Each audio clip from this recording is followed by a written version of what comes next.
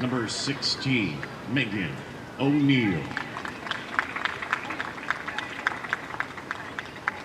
Number 23, Jonna Sandin.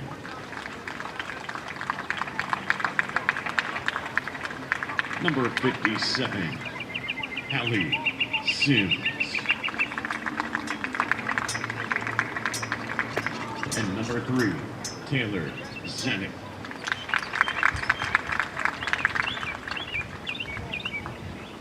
Fans, we are thankful for this group of student athletes for everything they have given Georgetown on and off the field.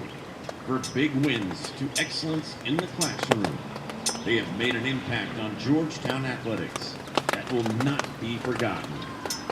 This group has combined for 45 wins, including 18 in Big East play, in just 3 seasons after the pandemic shortened their playing careers.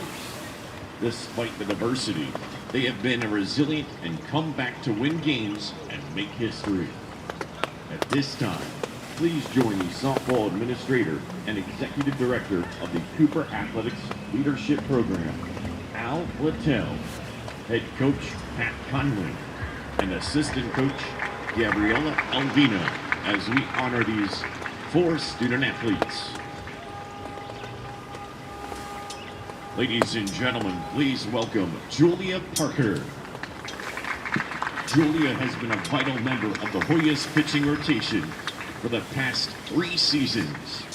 Over her 3 years, Parker has pitched in 86 games for Georgetown, starting in 62 of them.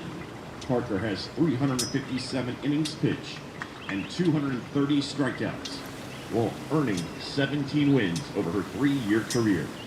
She is also a career ERA of 6.18. Outside of softball, Parker will be receiving a Bachelor of Science in Business Administration from the McDonough School of Business. She has a major in international business with a concentration in Asia and a minor in Mandarin Chinese. She studied abroad during her time at Georgetown at the top-ranked ESADE School of Business in St. Cugat, Spain, studying international.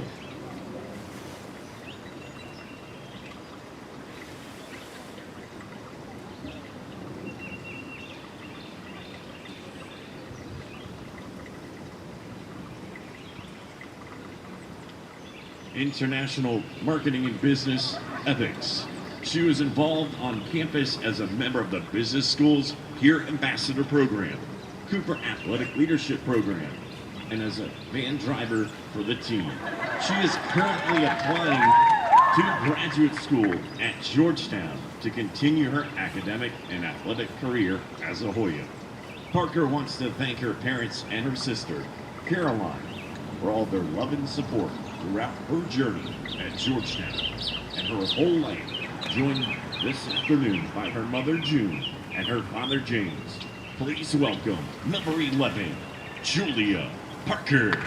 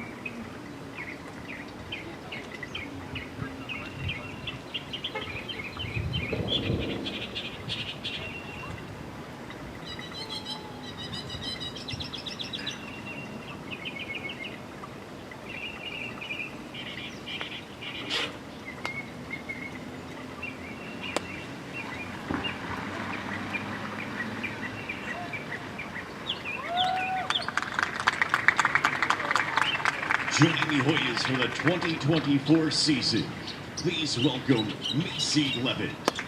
Macy has been a strong staple in the Hoyas lineup this year, competing in 41 games this season, while starting in 40 of them. Levitt has 25 hits, 2 home runs, 16 runs, and 13 RBI on the year. Levitt has made many key plays for the Hoyas, including a 2 RBI double this last Tuesday in the Hoyas win over George Washington. Off the field, Levitt is getting her Master's of Science in Management at the McDonough School of Business. After graduating from Cornell University with a bachelor's in economics and a minor in business, Levitt is also a member of the Graduate of Women in Business and Beta Gamma Sigma International Business Honors Society. Furthermore, she will study abroad this spring in Buenos Aires, Argentina for the MIN program. Joined this afternoon by her dad, Dean, her mom, Kathy, and her uncle, Michael.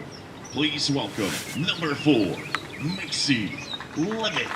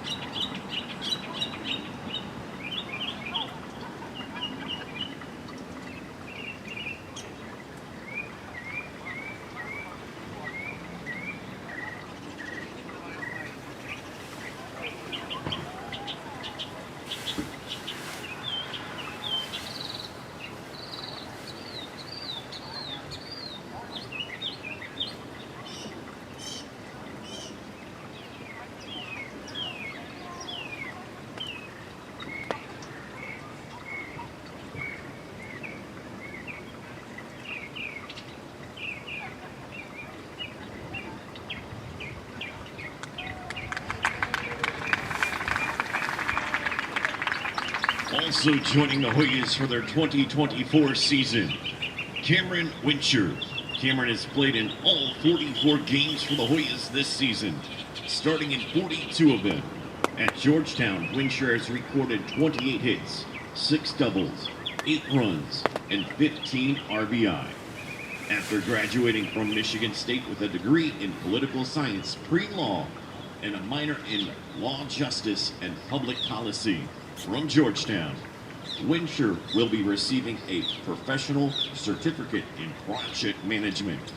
This summer, Wincher will be a project manager intern for H21 Group in Houston and will attend law school this fall at Michigan State on scholarship.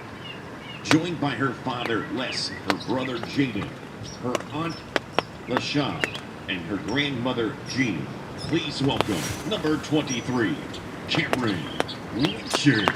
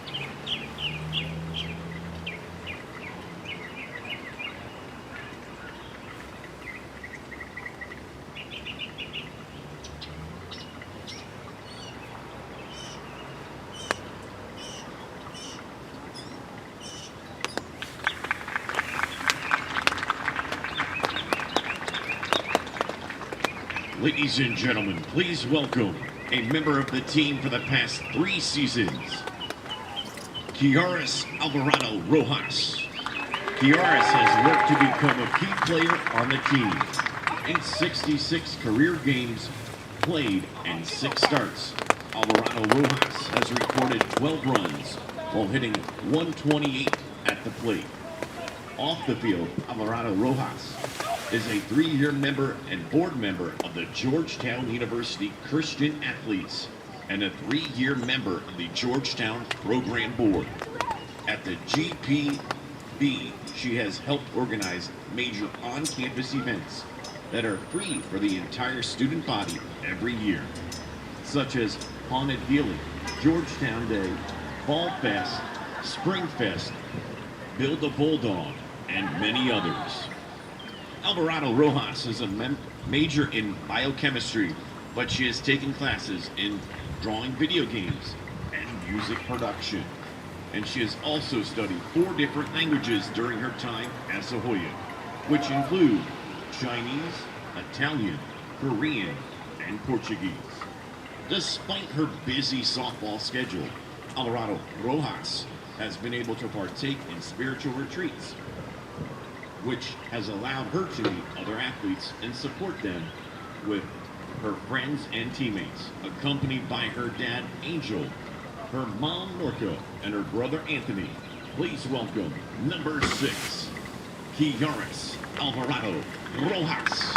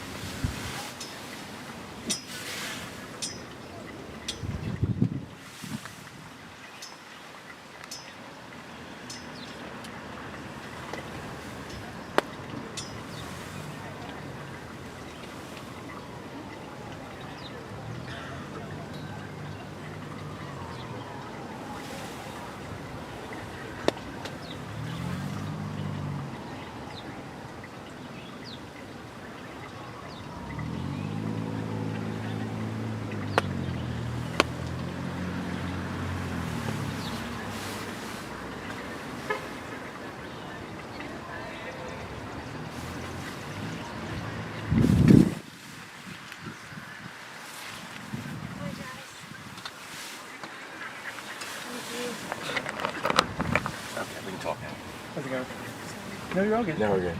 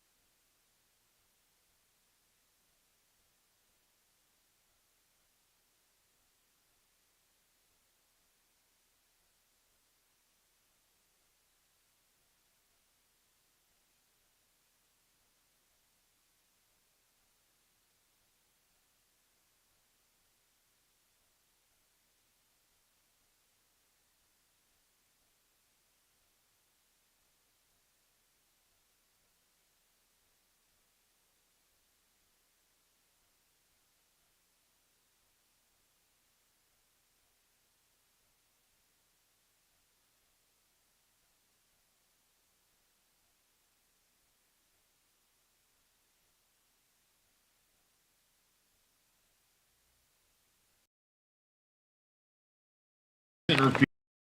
12, Blair Turner. Batting second at second base, number 18, Brooke Redhahn. Batting third at third base, number 24, Nadia Campos. Batting cleanup at shortstop, number 4, Macy Levitt. Batting fifth in left field, number 10, Abby Koso. Batting sixth at first base, number 23, Cameron Wincher. Batting seventh, designated player, number 6, Karis Alvarado Rojas. Batting eighth in right field, number 14, Gabby Park. Batting ninth, catcher, number 7, Holly Pardini. In the circle for your Hoyas, number 11, Julia Parker. Georgetown head coach is Pat Keller. Assistant coach is Gabriella Alvino. Fans, would you please rise and remove your hats and face the national flag behind home plate as we honor America and the playing of our Star-Spangled Banner.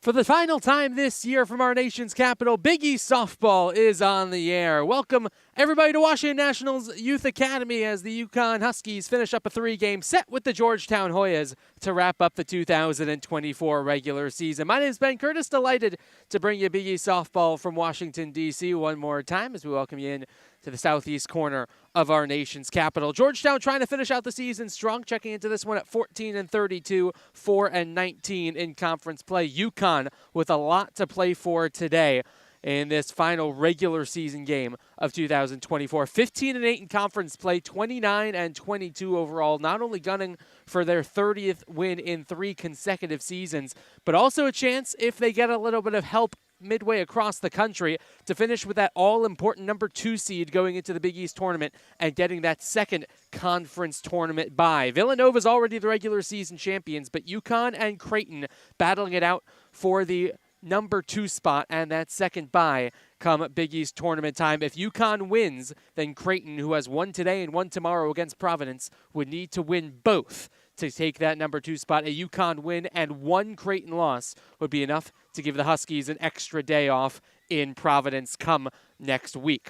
Villanova, the regular season champs. Creighton, UConn, Seton Hall, St. John's, Providence, Butler, all fighting for position. The first 5 all in, and Providence and Butler trying to close things out as that number 16. But it's UConn and Georgetown who get going, and Julia Parker in the circle today for the Hoyas. She pitched yesterday against the Huskies through 5 innings, gave up 3 earned runs on 5 hits, walked 5, struck out 5. It is going to be absolutely critical for Parker to keep her strikeout to walk ratio healthy. In 4 of her last 6 outings, she has had more strikeouts than walks. She needs to do that again today as we're underway, just a tad tardy, 1:03 Eastern time with a first pitch strike. The weather today is it's bad. It's great if you're a duck, but it is 57 and rainy here in Washington, D.C. as the 0-1 is off the plate, and it's even up at a ball and a strike, but we're glad to be bringing you softball anyways. This was supposed to be a Friday, Saturday, Sunday 3-game set. Instead, 2 games yesterday and 1 game today to finish things off.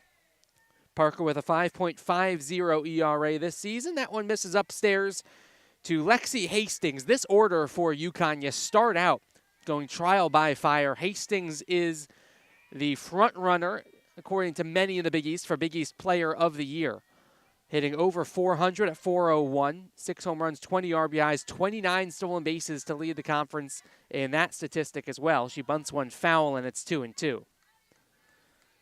There are a couple other contenders as well. Lily St. Jean for Villanova's had a great regular season in conference play, with Villanova the regular season champs. That'll add to her boost. London Gerard from St. John's leads the conference in RBIs. But it seems like Lexi Hastings is in the driver's seat for that regular season Conference Player of the Year championship. She faces this 2-2 to Parker. Checked her swing. Did she go around? No, and the count is full. Hastings first team All-Region, first team All-Conference last season. Set a single-season program record for walks and stolen bases, and today is a chance to finish out the regular season hitting 400 or higher. It's at 401 right now, and that one is going to keep her alive at 3-2. And that would be a chance at a little bit of history, because UConn has only had 3 different seasons in which a player hit 400 or higher. One of them was Hastings last season, which he hit 410. It's the first time since 1992 that UConn had a player hit 400 or higher. And Hastings leading the way for the Huskies yet again. Payoff pitch from Parker. Slap back up the middle. Parker is there, throws over to first base in time, and there is 1 away. So Hastings, one of the most difficult outs in the conference, is retired, and a good start for Georgetown to begin things. Grace Jenkins up next for UConn. Jenkins, no slouch herself, last season's Big East Freshman of the Year, second team nominee as well. 44 RBIs, 17 doubles a season to go for Jenkins. She's hitting .343 this year, and a first pitch strike from Julia Parker. Behind Parker, the rest of the defense for Georgetown. From left to right in the outfield, Abby Kozo, Claire Turner, Gabby Park. Corners of the infield are Naya Campos at third, Cameron Wincher at first, Macy Levitt at short, Brooke Rebhan at second, and Holly Pardini catches Parker today and caught the brunt of that one.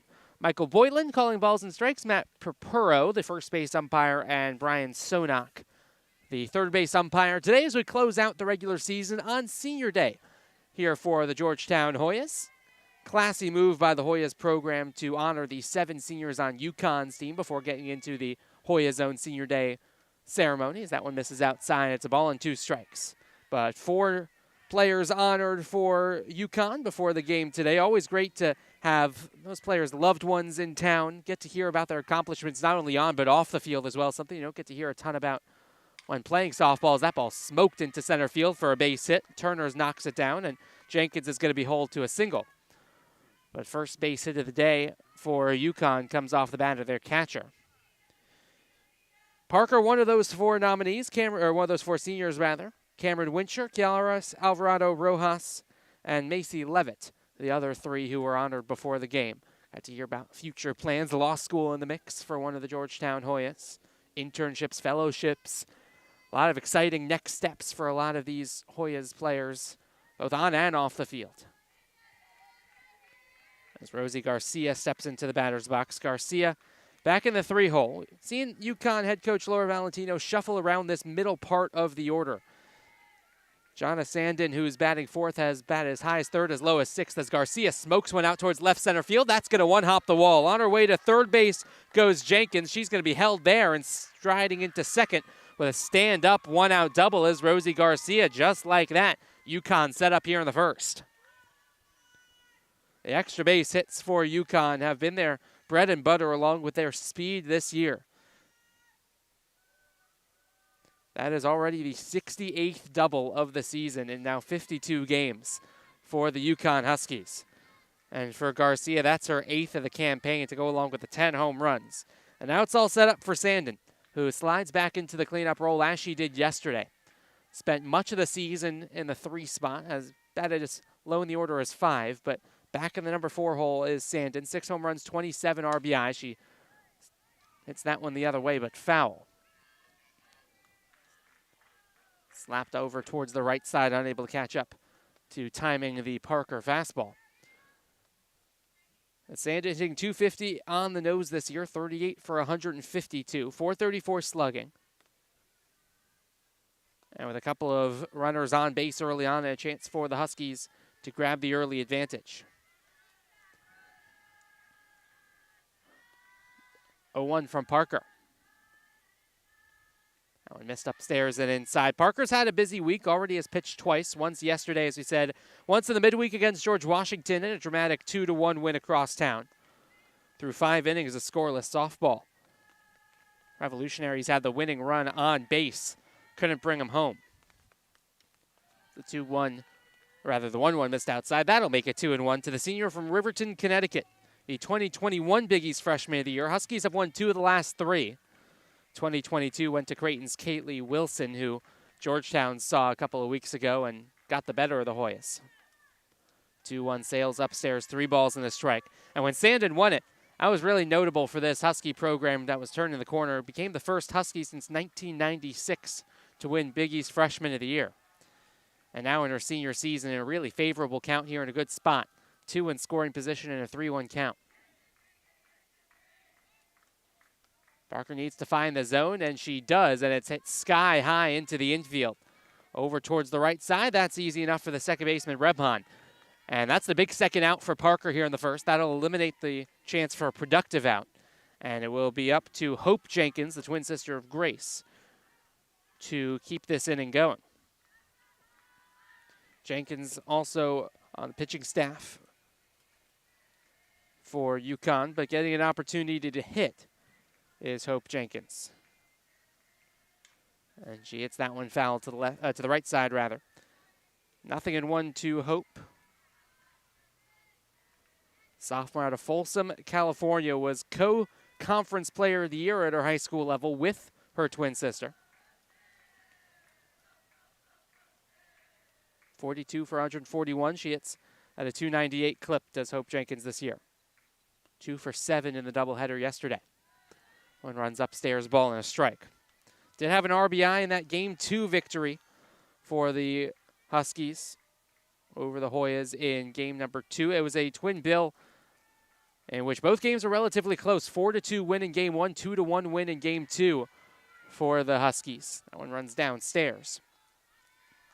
Game 1, Georgetown got out to the early lead. They led 1-0 after 1. They held on to that 1-0 lead through the first 4 innings. And then UConn scored 3 in the top half of the 5th, 1 more in the top half of the 6th for a little bit of insurance.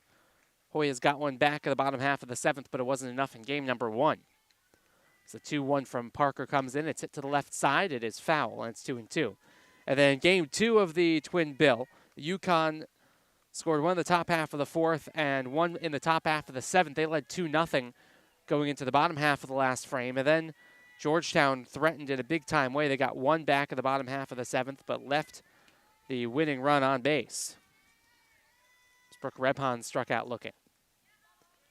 2-2. Punched foul the other way, and we'll do it all over again. Good speed on the base paths. This is a UConn team that has really put its stamp on the Big East through its running game. 72 stolen bases this season for the Huskies, none more so than Hastings. As this one fouled the other way to the third base side, it's going to get out of play too. Leading the conference in stolen bases yet again is this UConn Huskies team. 72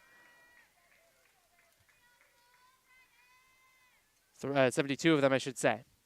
Tied for 45th in all of Division I as a team. Jackson State leads the way with 168. Really good battle here between Hope Jenkins and Parker.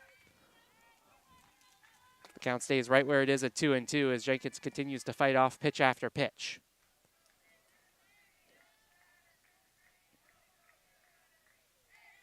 Parker looking for a clean first inning to strand the traffic on the base paths. The 2-2 missed well off the plate, and the count is full.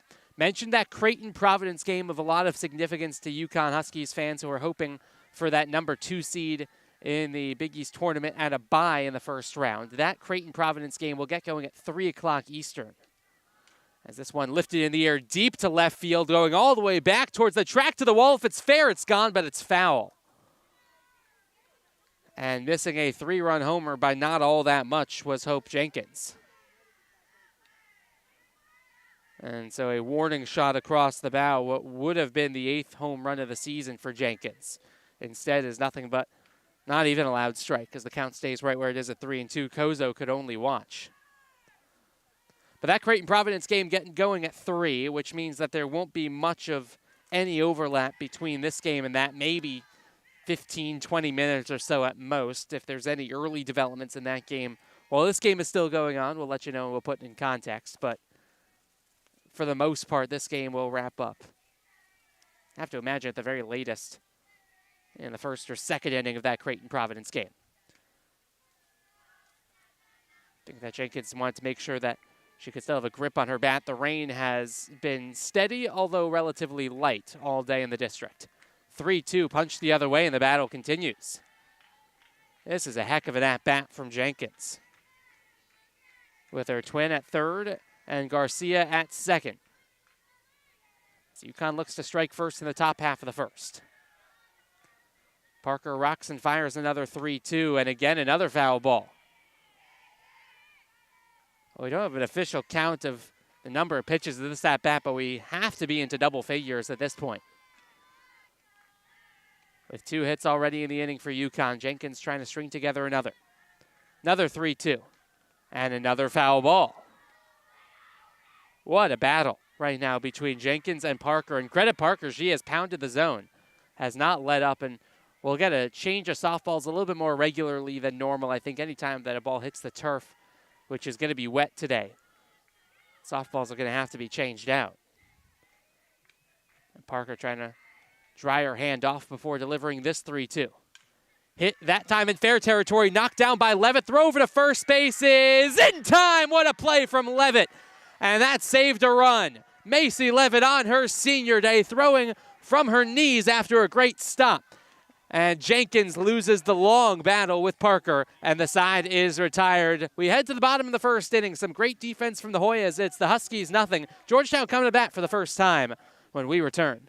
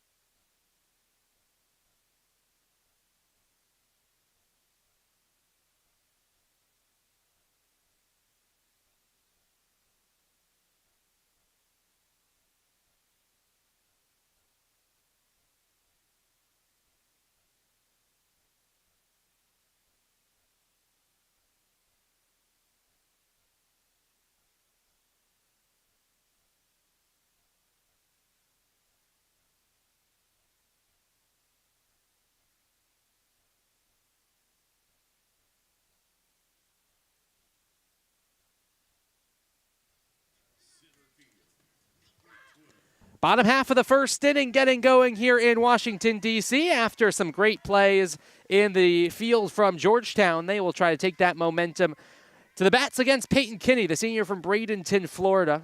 All-conference first team a season ago. She'll start things off with Claire Turner, Brooke Rebon, and Naya Campos. And the first offering from Kinney has plenty of giddy up on that fastball for a strike. 2.66 ERA for Kinney. That's towards the top of the conference.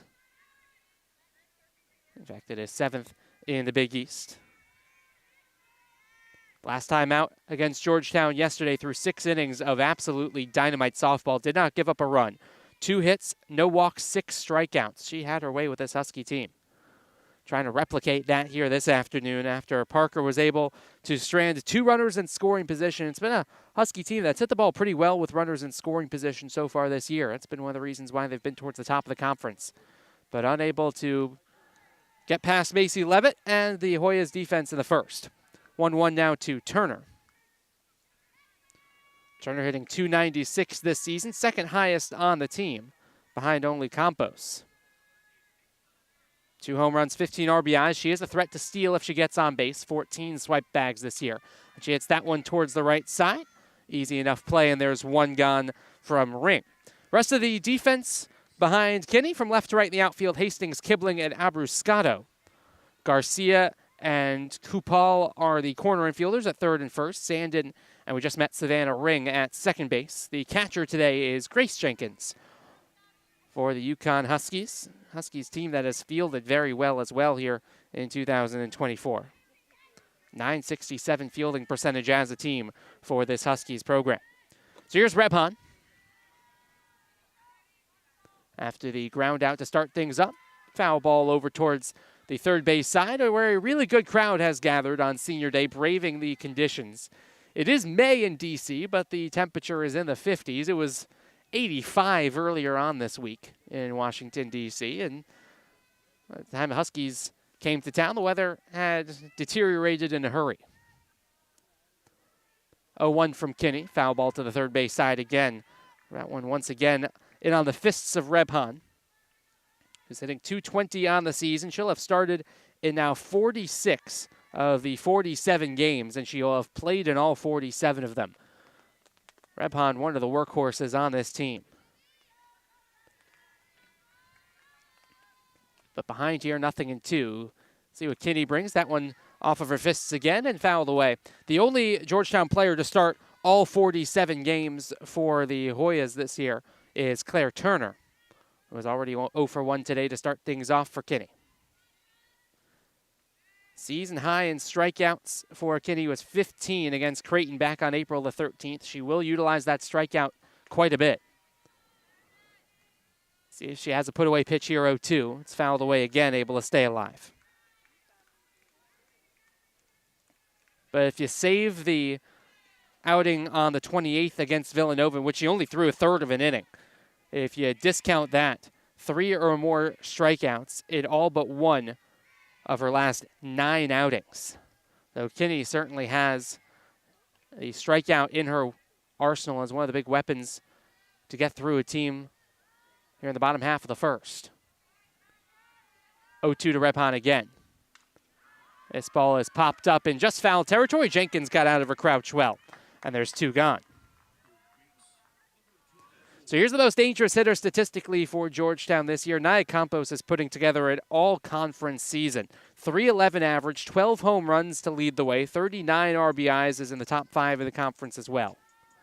Huge year for Campos after she was just kind of getting her footing in her freshman season. She has really found it and then some in her sophomore campaign. The 39 RBIs ranks 4th in the conference behind London Jarrett of St. John's, Ella White of Butler, and Ava Franz of Villanova. And the first offering from Kinney to Campos is outside. That's the matchup of the day, really. Kinney versus Campos, best on best. And the first pitch is outside. Last year, Campos hit just .139 in 33 games started. She slugged just .208. This year, the batting average is more than double. The slugging percentage is more than triple. And she came up empty on that riser, and it's 1-1. Good-looking rise ball that time from the Florida native, Peyton Kinney. Last season, 3.18 ERA in 6 starts and 4 more appearances out of the bullpen.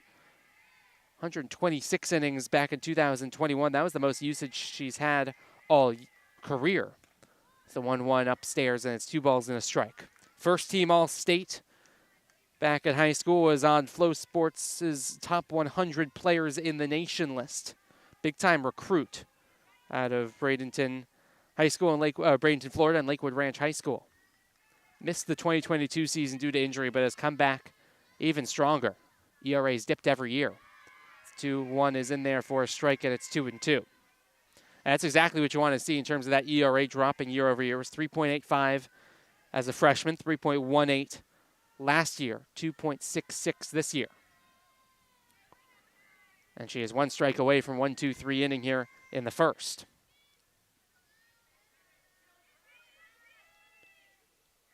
Kinney rocks and fires the 2-2 to Campos. That just missed. Not a bad spot for Kinney, and the count's full.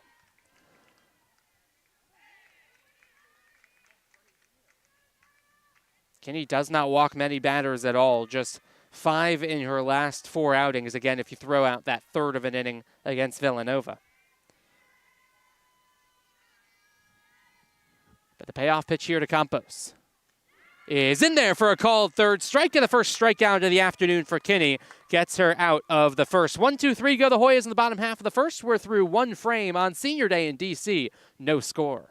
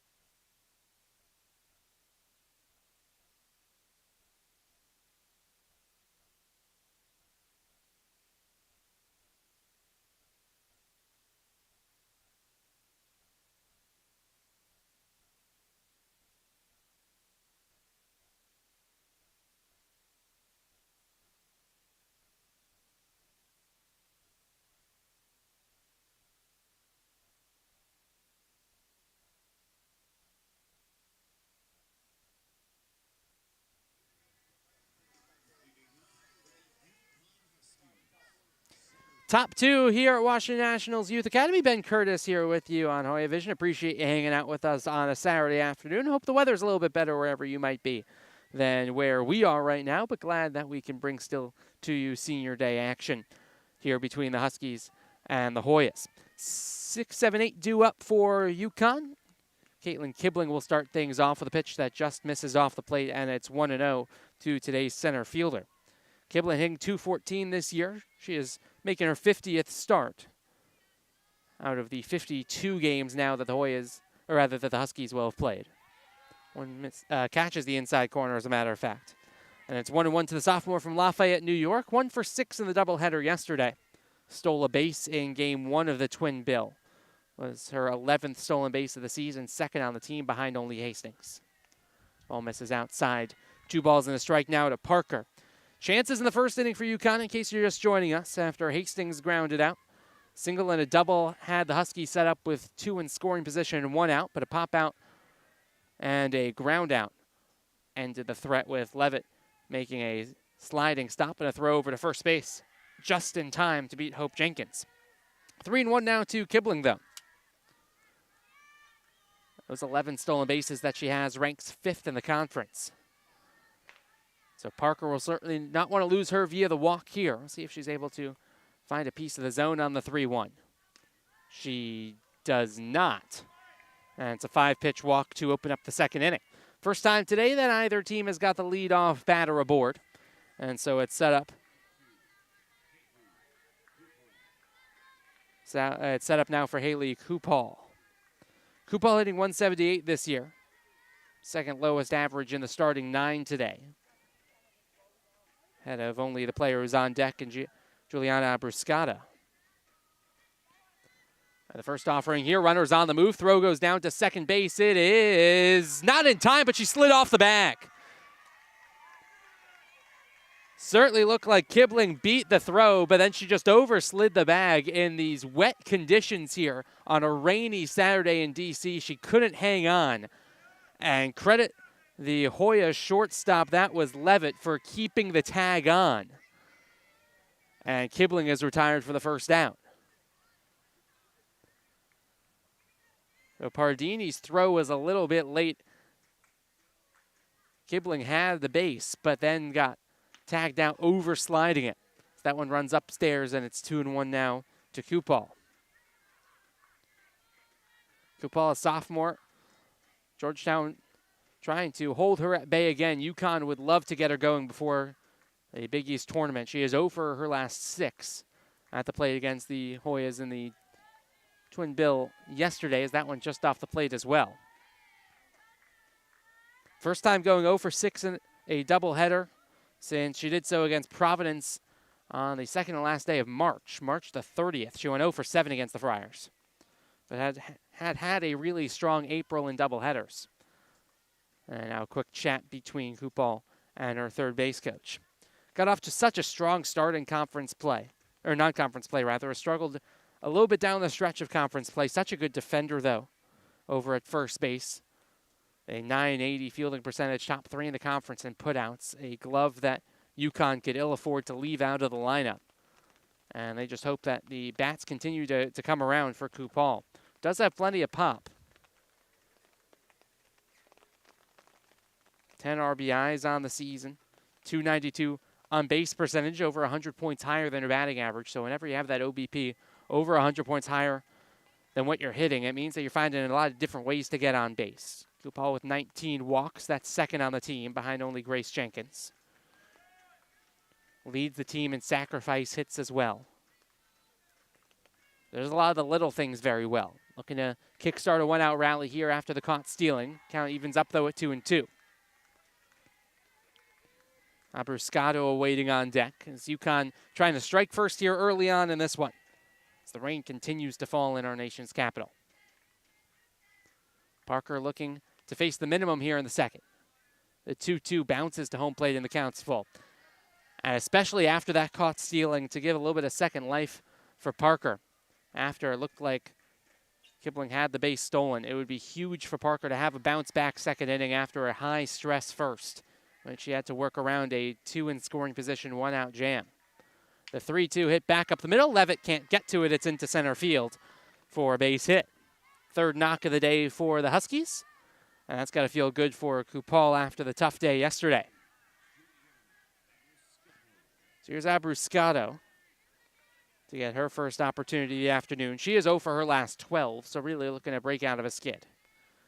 Last hit was 2 weeks ago today against Seton Hall. See if she squares around to bunt with the number 9 hitter Ring on deck, and then Hastings after her. Still just the 1-out. That was a good piece of hitting, though, for Kupal, going right back up the middle. Initially squared to bunt, then pulled back, taking up high was Abruscato for ball 1. 7 for 21 at the plate last season. That was a .333 average. She is 13 for 75 this year. It's a .173 mark, so a lot more sample size for Abruscato. And more hits, but trying to keep that ratio back up. As that ball hammered to the third base side, heads up by where the UConn player Ring was on deck. And the third base coach's box, for that matter. Turning around on that was Abruscato.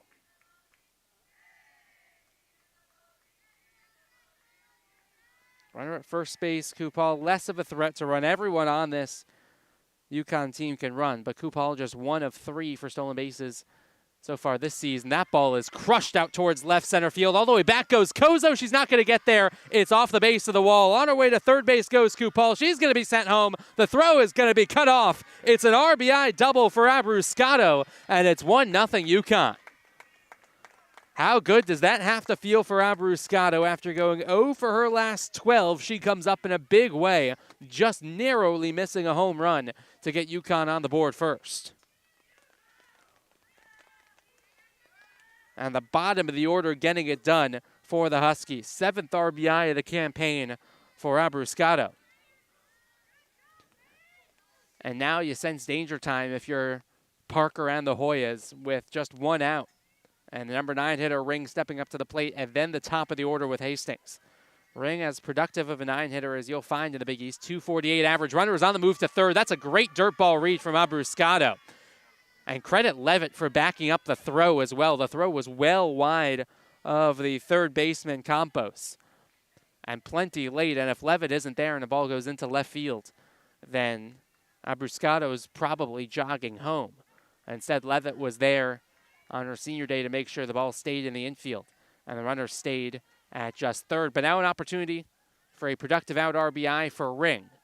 With Hastings on deck, Parker will want to attack Ring here. 1-0 catches enough of the zone on the outside corner, and it's 1-1.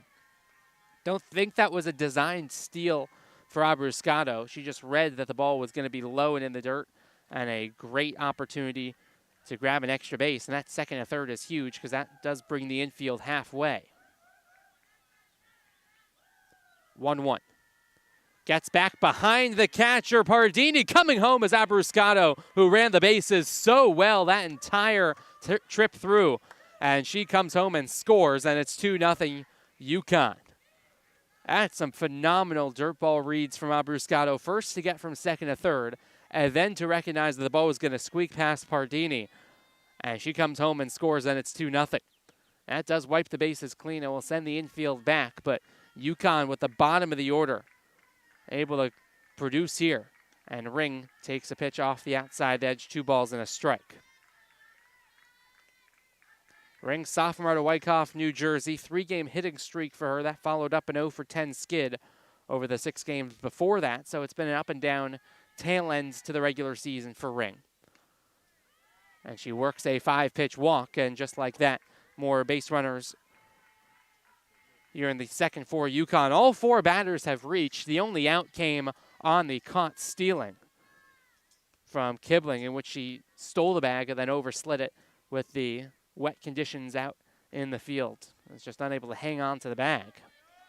And that first out looms large, and that's a big run that would have come in to score on that double. That is instead wiped off the board. One runs outside to Hastings, and it's 1-0.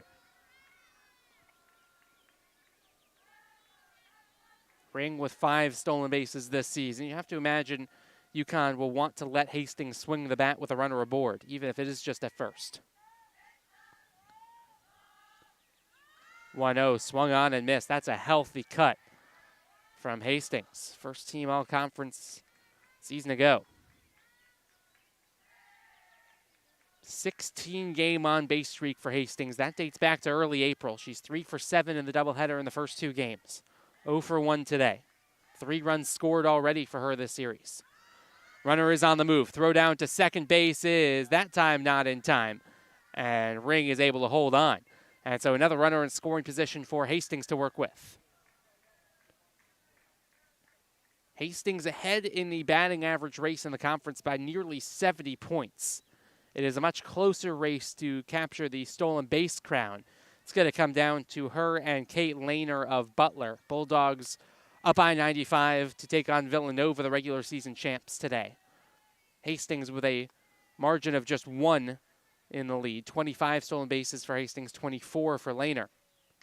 That ball hit foul to the third base side. It'll get out of play, and it's 2-2. That's another subplot to keep an eye on the final day of the regular season. It's the last day of the regular season for only some teams. Everyone on the East Coast who's playing today wraps up today because it looks awful, the forecast does, tomorrow. But Creighton and Providence will play a normal Friday, Saturday, Sunday 3-game set in Omaha. That one runs upstairs, and the count full to Hastings. Walk isn't the worst thing in the world if you're Parker. Against the players hitting 400 the way that Hastings is, but it doesn't get all that much easier with Grace Jenkins and Rosie Garcia up after her. Hastings with really good protection in the order with Jenkins right after her. She hits that one foul the other way, and he'll get down and out of play. So Hastings, who has been the leadoff hitter in all but 3 games this year for UConn, has the lineup situated so well for her with a player like Ring who gets on base as much as she does, 303 on base percentage as the wraparound player, and then Jenkins, who hits 343 with an OPS nearing 1,000 right behind her. And a good battle here between Hastings and Parker. A couple of really good back and forth battles. There was the one between Hope Jenkins and Parker back in the first inning that ended with the stellar defensive play by Levitt, with 2 runners in scoring position. And this one, Hastings making Parker earn it as well. It's Julia Parker in the circle to try to close things out on her senior day. Another 3-2. Hit right back to the backstop. Hastings had to wait on it, And she stayed just enough on it to live to see another pitch. Middle third of the order will be due up for the Hoyas when they step up to bat in the bottom half of the second.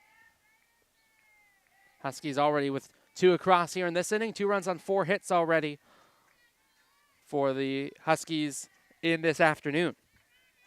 But 0 for 2 with runners in scoring position. And that's going to make it 1 for 3 as that ball passed the first baseman Wincher, rounding third on her way home and scoring his ring. It's an RBI single for Hastings, and it's 3-0 Yukon.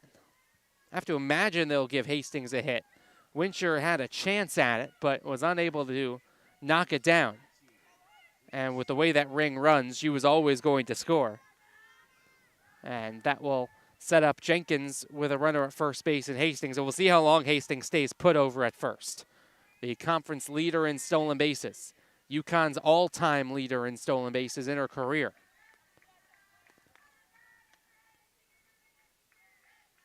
And she is on the move. Throw down to second base is bobbled and probably wasn't in time anyway, and that is another stolen base for Hastings. Looked like she hesitated initially, then once she realized the ball was going to be low in the zone, she took off, and that closing speed was more than enough to swipe the bag. That's number 26 on the season for Hastings.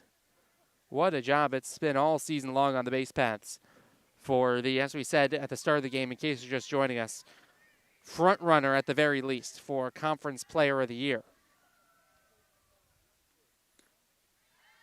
That went off the plate. 26 stolen bases will see Hastings check in at a tie for 22nd in the nation. One of the most dangerous base runners anywhere in Division I.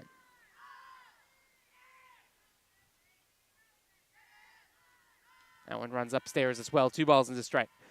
Callia Gibson out of Jackson State, who as a team lead the nation in stolen bases. Gibson leads the nation by a wide margin individually. She has 45 stolen bases this year for Jackson State. That's a ridiculous number. That one just off the plate, and it's 3-1. Nobody else has more than 38. Denver Lauer of USC Upstate of all programs with 38 stolen bases herself.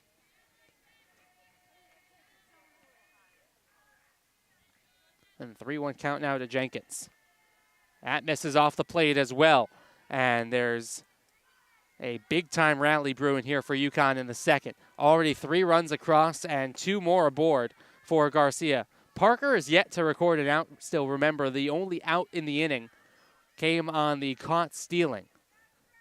The leadoff hitter, Kiblet. So here's Garcia, 7th batter of the inning. First offering to her is just off the plate, and it's 1-0. Excellent speed on the base paths, especially, as we've said, from the lead runner Hastings, but the trail runner Jenkins can run well for a catcher as well. Garcia already had a double against Parker back in the first. And she rips that one, knocked down by the third baseman Campos. Throw over to second base is the only out that the Hoyas will get. The trail runner Jenkins had to freeze to make sure Campos didn't catch it on the fly. That's a run-saving play from Nia Campos, and there's 2 away as runners will move to the corners. Trying to steal an extra base was Garcia, but time was already called. Or was it? Garcia trying to argue the case that time wasn't called and Parker was just being a little lackadaisical. But they'll send Garcia back to first anyways. So she reaches on the fielder's choice. Hastings moves over to third. And it'll be up to Sandin to keep things going for the Huskies here in the top half of the second. Already 3 runs across, and Sandin, who has big-time, big fly power. The opportunity for a couple more RBIs. She has 27 of them this year. That one misses low and a little bit outside as well. Looks like Parker was just trying to walk the ball back into the circle, and Garcia, recognizing that nobody's paying any attention to her, tried to grab second base, but umpires had deemed that time was already out. And so that's why Garcia had to retreat. Ball off the plate as well, or catching the outside corner, late strike call. And it's 1-1.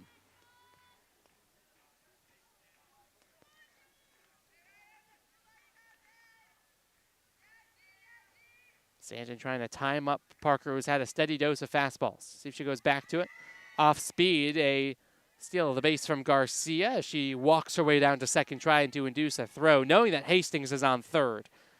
Even with 2 outs, you certainly don't want to make that throw. It was a good jump regardless from Garcia, but Hastings, with some of the best speed in the conference, would have definitely scored had the ball gone down to second base. So instead, it's a 2-1 to Sandin with 2 in scoring position, and she punches it through the right side for a base hit. That'll score at least 1. Garcia being waved home. She's going to score as well. Up to second base goes Sandin as the ball gets away. 2 more runs for the Huskies, and they've broken this open in the second. It's 5-0 UConn. RBIs number 28 and 29 of the season for Jonna Sandin, with a good piece of 2-out hitting to slap it through the right side. And we'll get a meeting at the circle as the Hoyas converge to chat with Julia Parker about how to get through this top half of inning number 2. This is a UConn team that has had an offense been towards the top of the conference from the word go. And despite the fact that they're going to fall short of winning another conference title like they did last year back-to-back, they have been a force to be reckoned with on this end especially, as that is going to be it for Parker. I think pitching change for Georgetown. We'll step aside, allow the new Hoya pitcher to warm up. Tell you all about her when we return. 5-0 UConn in the second.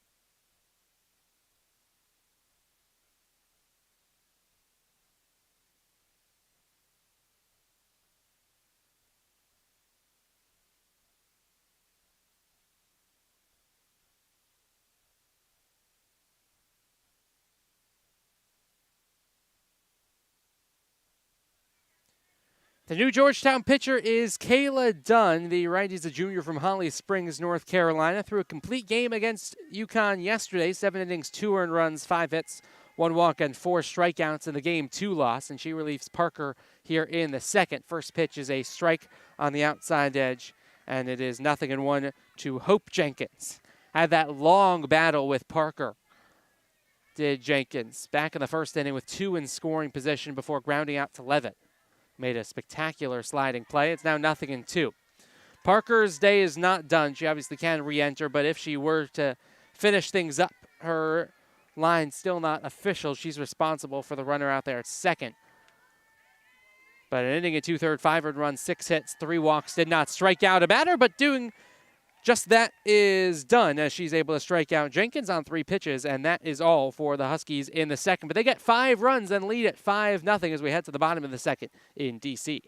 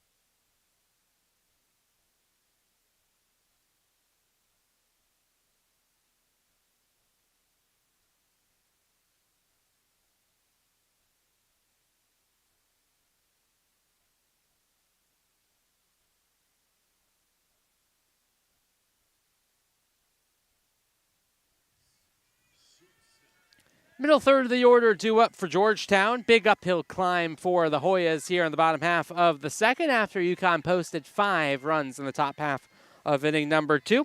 Hoyas will try to get it back, starting off with Macy Levitt on her senior day. Has made a really nice play defensively. A couple of heads-up plays in the field already as well for Levitt. And she takes the first pitch out towards left field. That's going to hook foul.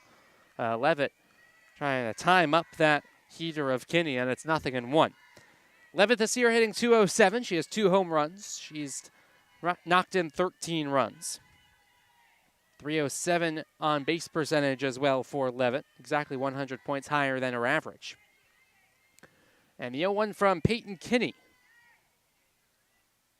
Upstairs on the riser, ball and a strike. 1-2-3 in the bottom half of the first with a strikeout for Kinney, who was first team all-conference a season ago, looking to get the Huskies bats right back to work and spoil the senior day festivities for the Hoyas. UConn with a lot to play for, though, as we've said. That ball might have run inside and clipped Levitt. It did. And so hit by pitch is how Levitt's senior day starts. So Abby Kozo up next for the Hoyas. UConn third in the conference in runs scored. Georgetown second worst. They are just ahead of DePaul as it stands. And right now Georgetown also trying to hold off the Blue Demons and avoid finishing last in the conference. Georgetown 4-19, DePaul 3-19 overall in 2024. In conference plays, the first pitch to Kozo is fouled away. 0-1 to Kozo. DePaul just beat Seton Hall 3-2. So they are now 4-19 and have, or rather 6-2. And so now they're 4-19 and have 1 game left to go tomorrow between the Blue Demons and the Pirates. 0-1 hit out towards the shortstop. It's fumbled by the shortstop. Not going to have a play. As unable to handle it was Sandin. And there's 2 aboard and nobody out for the Hoyas as they looking to counterpunch here in the bottom half of the second. So hit by pitch in an E6, I imagine it'll be, is how the Hoya bottom half of the second inning starts. And so now Wincher will have an opportunity. Wincher, another one of the senior day honorees before the game, announced that she'll be heading towards Michigan State for law school on a scholarship when her season is done with Georgetown. Wincher, a Michigan State transfer. Played 112 games for the Spartans. We'll be heading back to East Lansing. First pitch foul tipped into the glove, and it's 0-1. Career .296 batting average with the Spartans before making the move from the Big Ten to the Big East. A big-time high school recruit, third-team All-American out of Houston. Put together a solid season for the Hoyas this year. .228 average. She's got 15 runs driven in. Has a chance for a couple more here, but she's still behind 0-2 after the foul ball. Alvarado Rojas awaiting on deck. Gabby Park after her if the inning gets that far. After it looked like Sandin was perhaps thinking about 2 before she could get the 1 and was unable to field the ball cleanly off the bat of Kozo, who does run pretty well.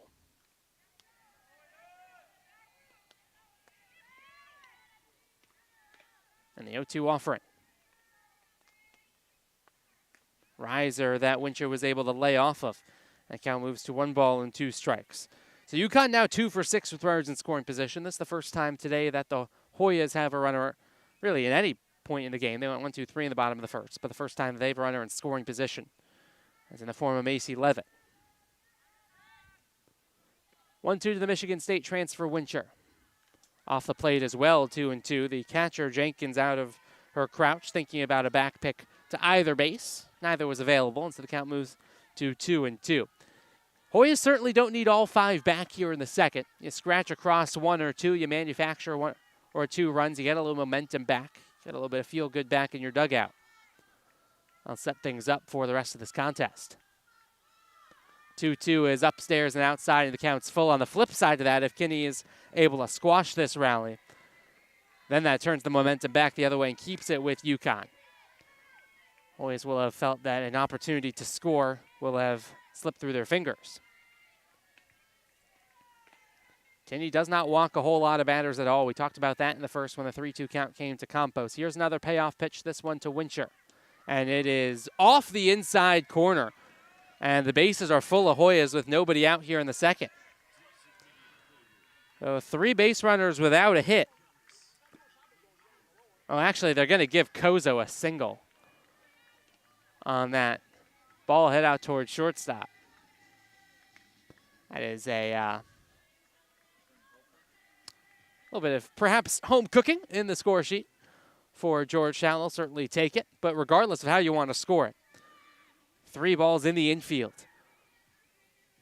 and 3 base runners as UConn has a conversation in the circle now. Last thing that UConn wants is to allow the top of the order with Turner and Rebhard and Campos to get opportunities to hit with runners on base and with runners in scoring position. It's number 7 hitter, Karis Alvarado Rojas, who is going to hit next. Alvarado Rojas, another one of those players being honored on Senior Day, local product out of Lorton, Virginia, Bishop O'Connell High School, just across the river. Alvarado Rojas this season just 2 for 20 at the plate. Just 2 RBIs driven in, has a chance to double up her RBI tally with 1 swing of the bat or more. First offering to the lefty. Came up empty on the riser, and it's 0-1. At third is Levitt. At second is Kozo. At first is Wincher. UConn will happily trade it out for a run here, nursing that 5-run cushion.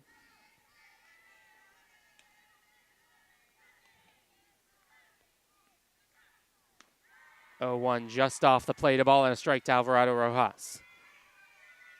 Started back in February against IUPUI. Gets a start today. Has started just 4 games here in 2024.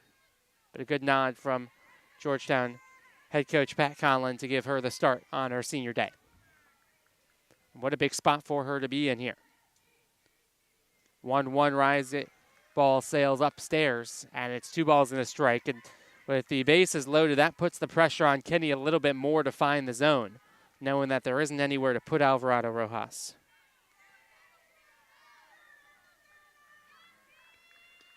More action in the Georgetown pen. Could see the 3rd pitcher of the day for the Hoyas in the 3rd. Dunn looked pretty good in her 1 at-bat against Jenkins. 2-2 is a good fastball from Kinney. Blew straight past Alvarado Rojas. Couldn't catch up to it. So now options for Kinney. She's looked like she's trying to use that rise ball as the put-away pitch. But Alvarado Rojas has been able to lay off of it so far, as was Wincher before her. So what does Kinney go with here?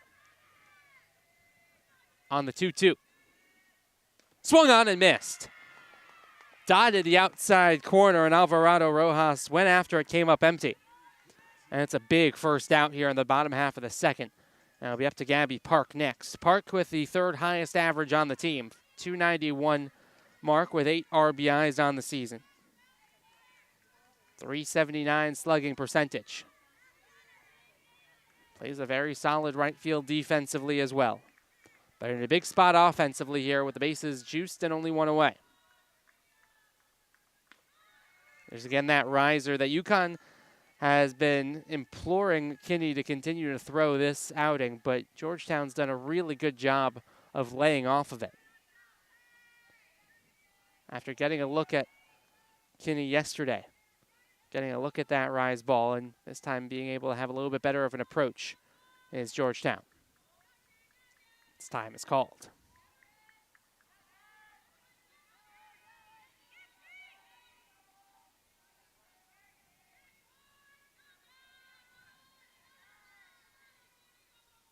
One-0 fouled away to the 3rd base side. Even up at a ball and a strike now.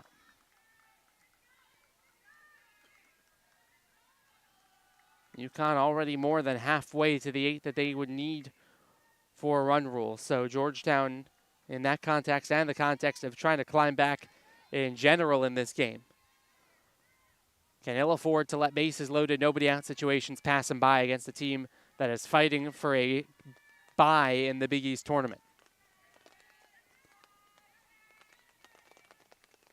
1-1.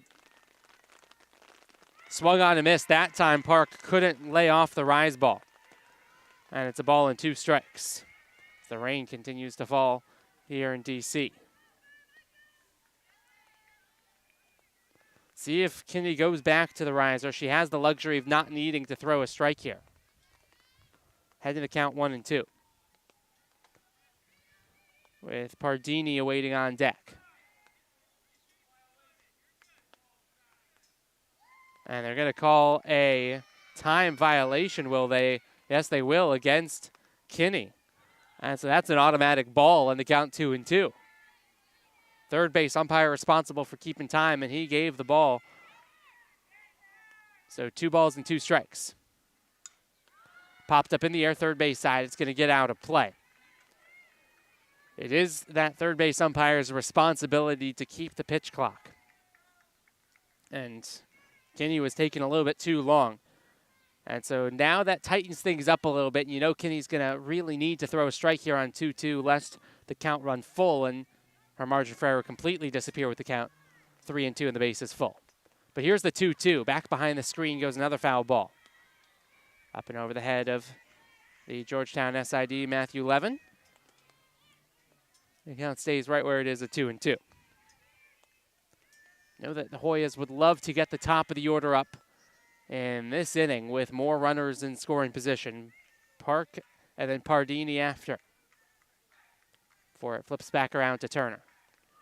2-2 hit back up the middle into center field. Diving play in center field by Kibling. 1 run's gonna score, but what a play out in center field by Caitlin Kibling. It's 5-1 UConn, but it could have been more.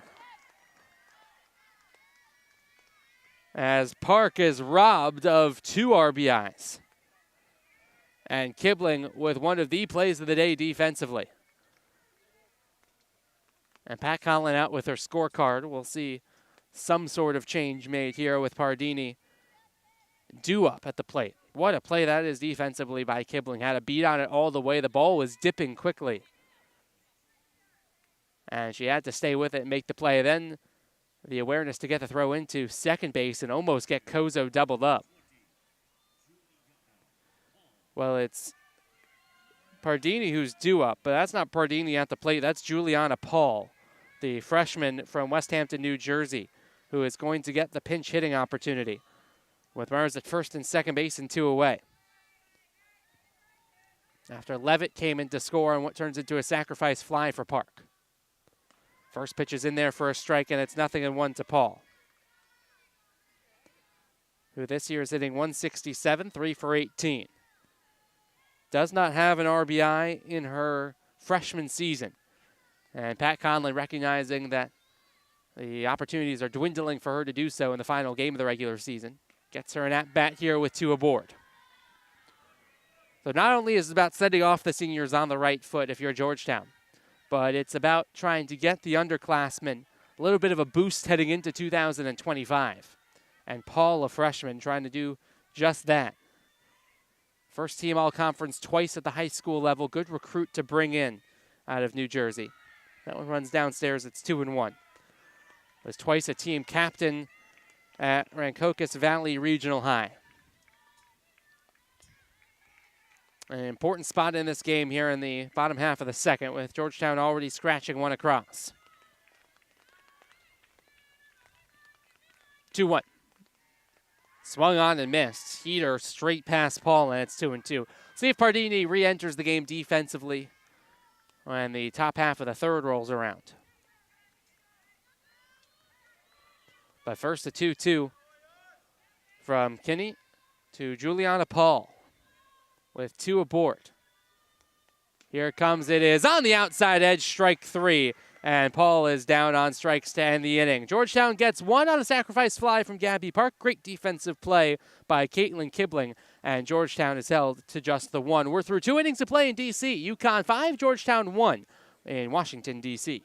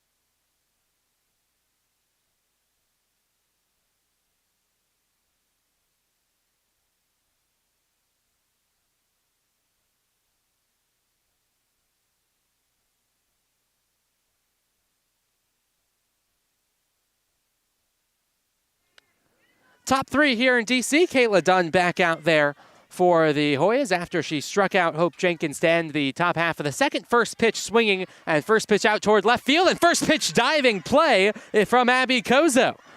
After Kibling robbed Park of a base hit, that time Kibling gets robbed of a hit herself as Kozo lays out for the play.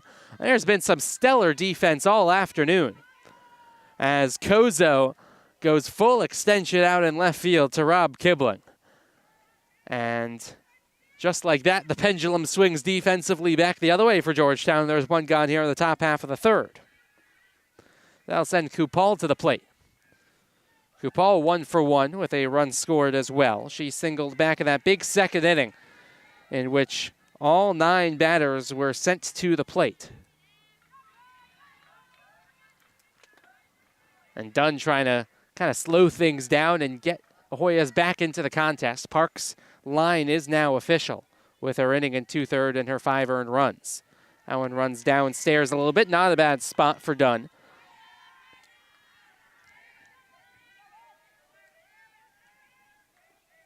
And Kupal trying to kickstart a rally here.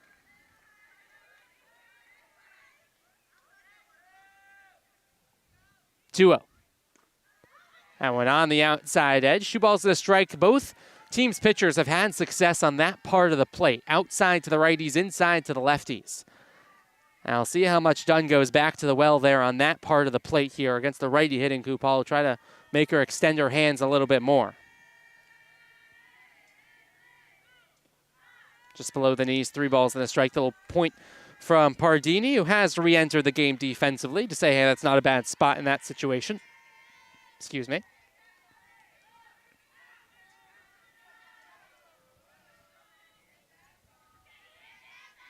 3-1. Bounce to the third base side and foul, and the count has run full. Not the first full count today that a UConn batter has worked. These Huskies work really deep into at-bats. They make pitchers work. They knock pitchers out early. And Georgetown already onto their second pitcher of the day. That was not according to plan for Julia Parker. But the Huskies really got to her in the bottom half of the order and then the second time through the order. And so she turns things over to Dunn. The 3-2 is upstairs and outside. There's a walk and a 1-out base runner for UConn. We've already drawn 4 walks. We said that it was going to be key for Parker to have a positive strikeout to walk ratio. She was going to need more punch outs than free passes. That wasn't the case. In her inning and 2/3, she walked 3. She struck out none. And the 6 hits really added up in that big-time second inning. Squaring to bunt, then pulling back for ball 1 is Abruscato. 1-0 to the UConn right fielder. Had that big double back in that second inning. The 5 runs in the second for UConn. The 1 run in the bottom half of that second frame for the Hoyas to get 1 more. Get the sense that Georgetown left something on the table, though, in that second inning as Abruscato pops 1 foul to the first base side. Bases loaded, nobody out. Got the sacrifice fly on a good piece of hitting from Park. You can credit the right fielder for Georgetown, but Kibling made a great play defensively on it. And that held Georgetown to just the 1 run that at bat and then the strikeout to end things. And Georgetown, which had a chance to put a crooked number on the board, comes away with just the 1 and still trails 5-1.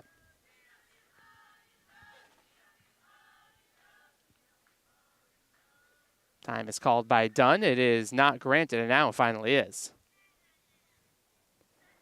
You know that some Creighton Blue Jays fans were hoping that Georgetown scratched across a couple more. The pace of this game, that Creighton-Providence game will get going about midway through our game. We'll keep you up to date on how that game goes and what it means for the Huskies. The game's scheduled to get going at 3 o'clock Eastern Time.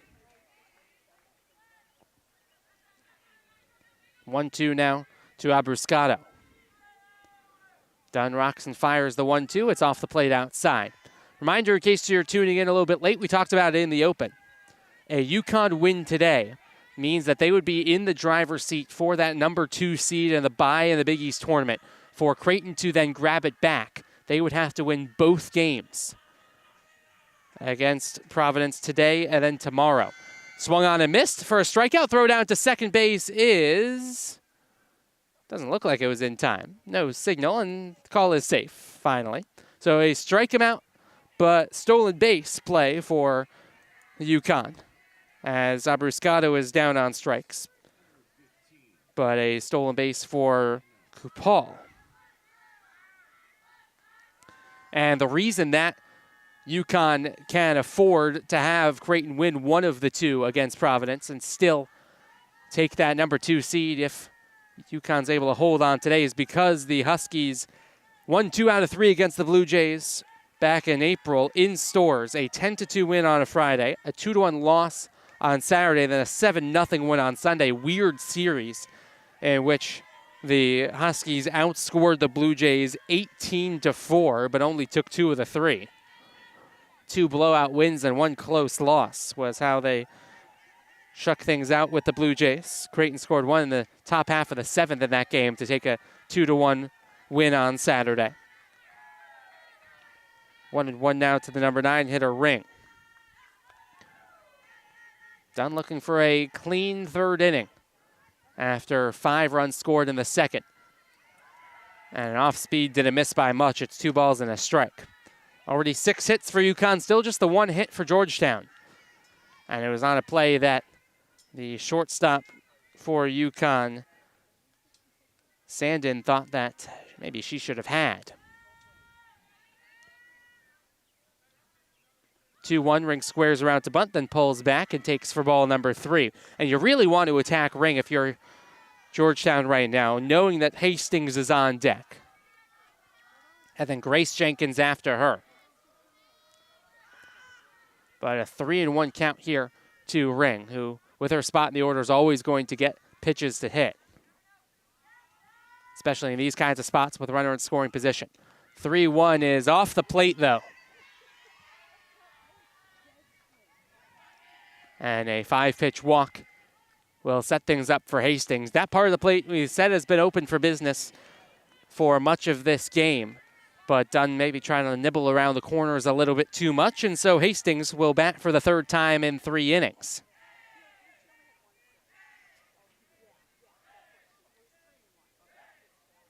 First offering is upstairs, and it's 1-0 to Hastings.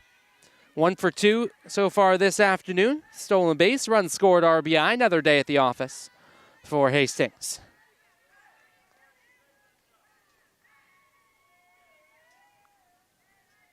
And the 1-0 offering is just off the plate. Outside to the lefty hitter. And so it's 2-0. 26 hits away now from getting into the top 10 in UConn history in total hits. Still just a junior. Talked about how high she is on a number of different UConn all-time rankings, but she has plenty of time left in a Huskies jersey to get even higher on a lot of those lists. The strike is pumped in to make it 2-1. Already the UConn program leader in stolen bases with now 86. 3 stolen bases on the weekend already. Went 2 for 3 on the base paths yesterday. And she hits that one right back to the screen, and it's 2-2. It's the 3rd time in the last 7 games that she notched 2 or more stolen bases. It has been an absolute menace on the base paths this season. She loves playing against these Georgetown Hoyas. Went 4 for 10 with 3 RBIs last year. Scored 4 runs, stole 2 bags in that series 1 year ago. And the 2-2 is swung on and missed, and Dunn gets her to strike out. And that ends the inning. UConn leaves a couple more runners on base. We head to the bottom half of the 3rd. It's UConn 5, Georgetown 1 in Washington, D.C.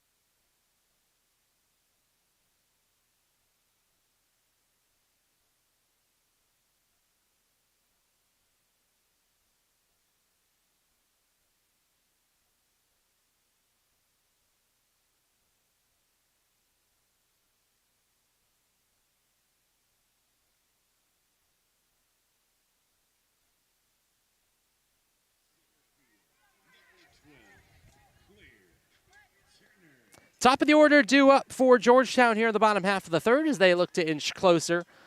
Down 5-1 in the final game of the regular season. We appreciate hanging out with us here from the nation's capital. Washington Nationals Youth Academy, the site of this one between the Hoyas and the Huskies. First pitch swinging and first pitch popping out is Claire Turner. Coming around on the softball and battling the wind was Kupal, and she was able to make the play. And there is one away. Wind is blowing in a little bit. It's been swirling more than anything else. So anything that hangs up in the air as much as that one did is going to be a bit of an adventure. But Kupal was able to stay with it. And so it's Repon's spot in the order, but Emily Stripmatter is going to come on in to hit. First offering to Stripmatter upstairs and outside. Stripmatter hitting .240 this season. 1 home run, 15 RBIs.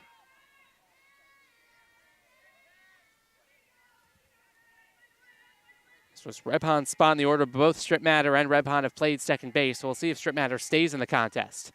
And swinging and missing at that really good-looking rise ball was Stripmatter. Kinney has relied on that pitch so much so far today, mostly as a put-away pitch with 2 strikes. But can throw it early on and counts as well, and Stripmatter was unable to come up with it that time. Goes right back to it and induces a pop foul, and it's 1-2. Stripmatter 0 for her last 10 over her last 4 games, trying to end 2024 on a more positive note. Went 0 for 4 in the twin bill yesterday. Trying to get back to how she hit against Providence when she went 4 for 7 over the course of the first 2 games against the Friars a couple weeks ago. She pops this one in the air, third base side. That's foul territory as well, and running out of real estate is the third baseman Garcia. So staying alive in the at-bat is Stripmatter. See if Rebhan returns to the game or if it is going to be Stripmatters the rest of the way. Freshman out of Scottsdale, Arizona. All-Region Player of the Year back in 2022. Was part of the first-team All-Region group 3 times down in Scottsdale in the desert. Had a Desert Mountain High School, as a matter of fact. 1-2. Was able to lay off the rise ball that time. That's a good piece of pitch recognition by Stripmatter to know that Kinney has that rise ball in her arsenal and that she's been throwing it a ton with 2 strikes. And was recognizing the rise ball and was able to lay off of it.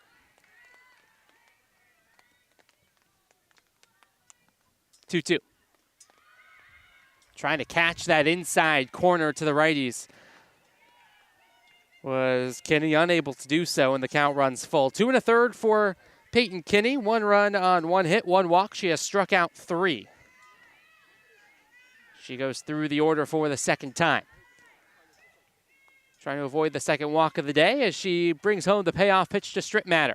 It's popped up in the air, foul ground, giving chase is Jenkins. She will let it go out of play. And over onto the other softball field, which is not currently being occupied. They occasionally play high school games on the softball field adjacent to this one, and foul balls from that field will head over here. Foul balls from this field will head over there. Everyone's got to keep an eye up. Another 3-2 to Stripmatter. This one is in play into shallow center field. Kibling is there to make the catch, and there's 2 away. Kibling had a beat on it all the way, and both of the middle infielders went back, but they did a good job of allowing the center fielder coming in on the softball to have the right of way to make the play, as opposed to an infielder having to track back, especially in these kinds of conditions. It's always going to be more difficult.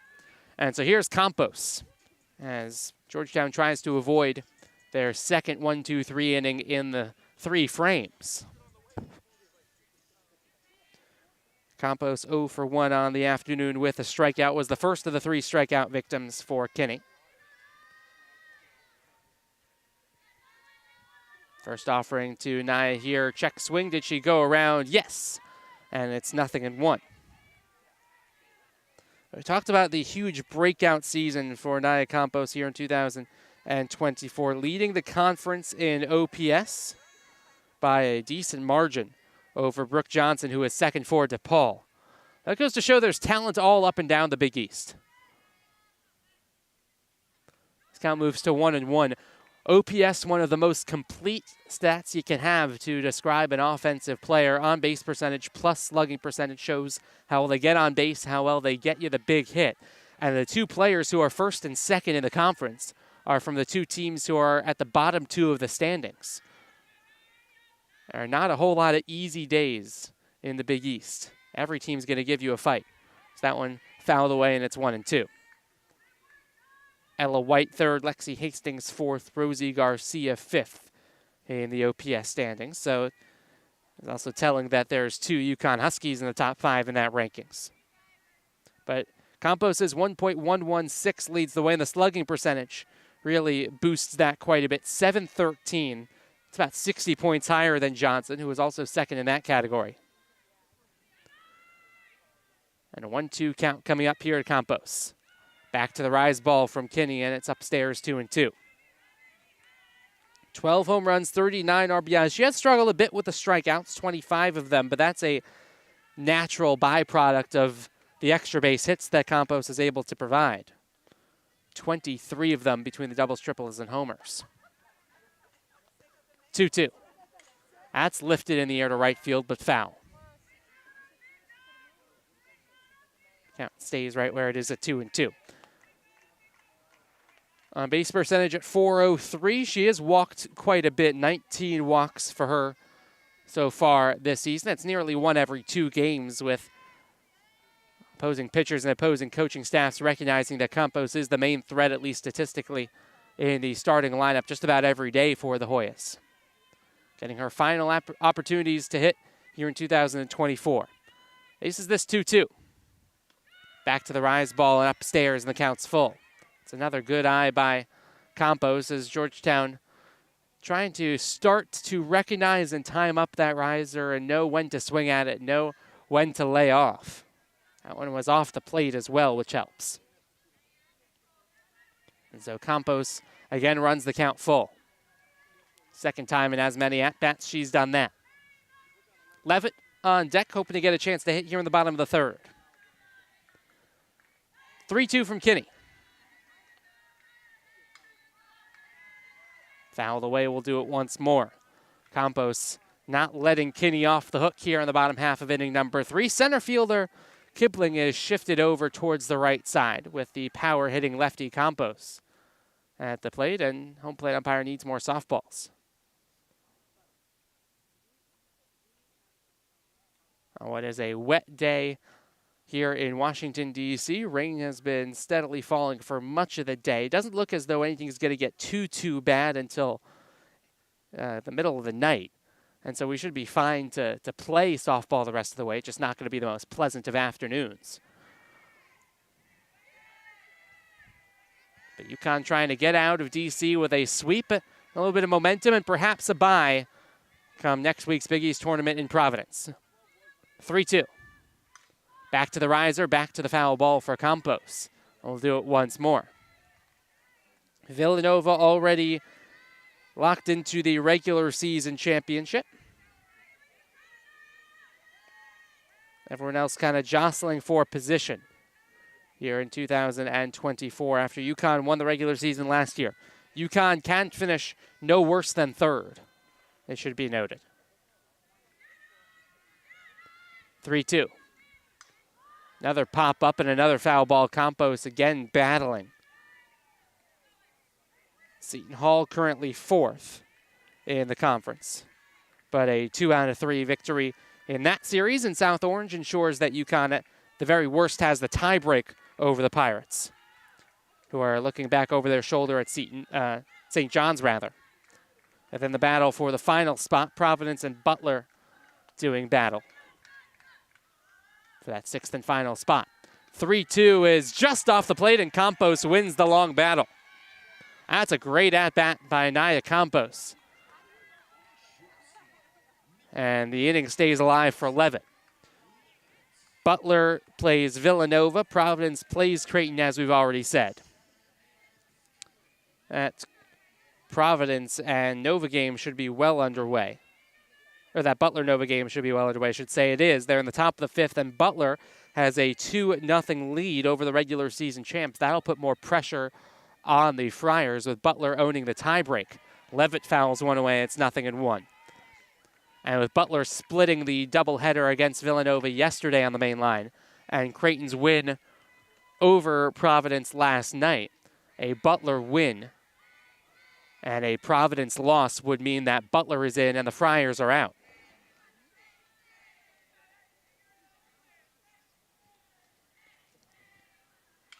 Levitt cranks one in the air to left field. Going back is the shortstop, and making the play is Sandin in shallow left field. Levitt is retired by her fellow shortstop, and that's it for Georgetown in the third. We're on our way to the fourth, 5-1 UConn.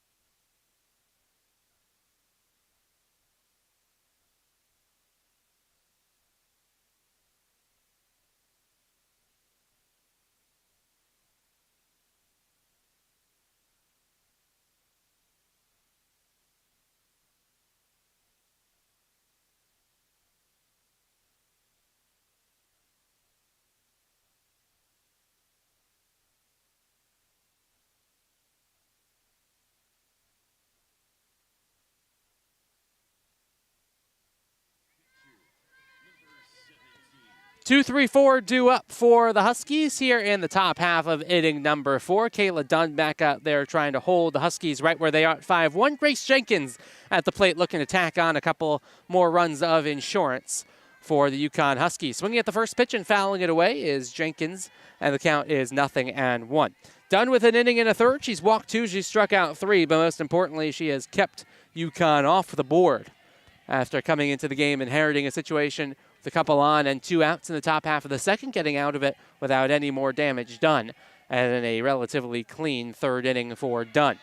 Challenges Jenkins that time, and it's 0-2. Jenkins has yet to be retired today. Single back in the first, walk in the second. And looking to start off the top half of the fourth on the right foot here is the Husky catcher. 0-2. Going back to the rise ball herself is Dunn, and this is upstairs. 2 doubles and 2 RBIs in the first game of the doubleheader yesterday for Jenkins. Slugging percentage and OPS both 14th in the conference. Really solid weapon on both sides of the ball for UConn, and she takes that one downstairs. 2 balls and 2 strikes. Rosie Garcia, Jonna Sandin also due up here in this top half of inning number 4. As the Huskies looking to solve Dunn here on the final game of a 3-game set. 2-2. Out towards left field and driven deep. Kozo all the way back to the track wall. It's gone. Home run for Grace Jenkins, and UConn makes it 6-1. Solo shot for the catcher, her 6th of 2024, going the opposite way. And UConn, with their 7th hit of the day, scores their 6th run of the afternoon. And just like that, a 5-run lead restored for UConn. Good piece of hitting from Jenkins. The ball got out of here in a hurry, going the opposite way with it, but still plenty of power. And home run number 6 on the campaign, RBI number 38 of 2024 for Jenkins, as that moves her all alone into 5th place in the conference. So here's Garcia, who's not far behind her with 35 RBIs and 10 home runs. First pitch outside, and it's 1-0. And Garcia tied for 4th in the conference with those 10 home runs, along with Gerard of St. John's and Johnson of DePaul, who we've already mentioned.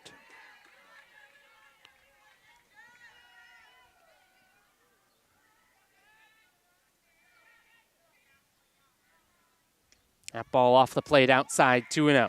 They're into the top of the 6th on the main line, still 2-0 Butler. Villanova with nothing to play for on the main line. They've already clinched their first regular season championship in program history. Butler with everything to play for, trying to play their way into the conference tournament. 2-0, pop to the first base side. That's going to be playable. And Stripmatter, who has come into the game defensively to replace Rebhan, makes the catch. And there's one gone. So Sandin up next as Garcia now 1 for 3 in the afternoon. And Sandin, who's 1 for 2, will step up to the plate next. That one, though, was a big 2 RBI hit back in the 2nd inning. So came around to score a run herself. Solid day at the plate already for Sandin. She hits that one right back to the backstop, and it's 0-1. Boy, oh boy, when you hit it that quickly back to the screen that Sandin did, it means that you're right on it. And Sandin wasn't far off from turning that around.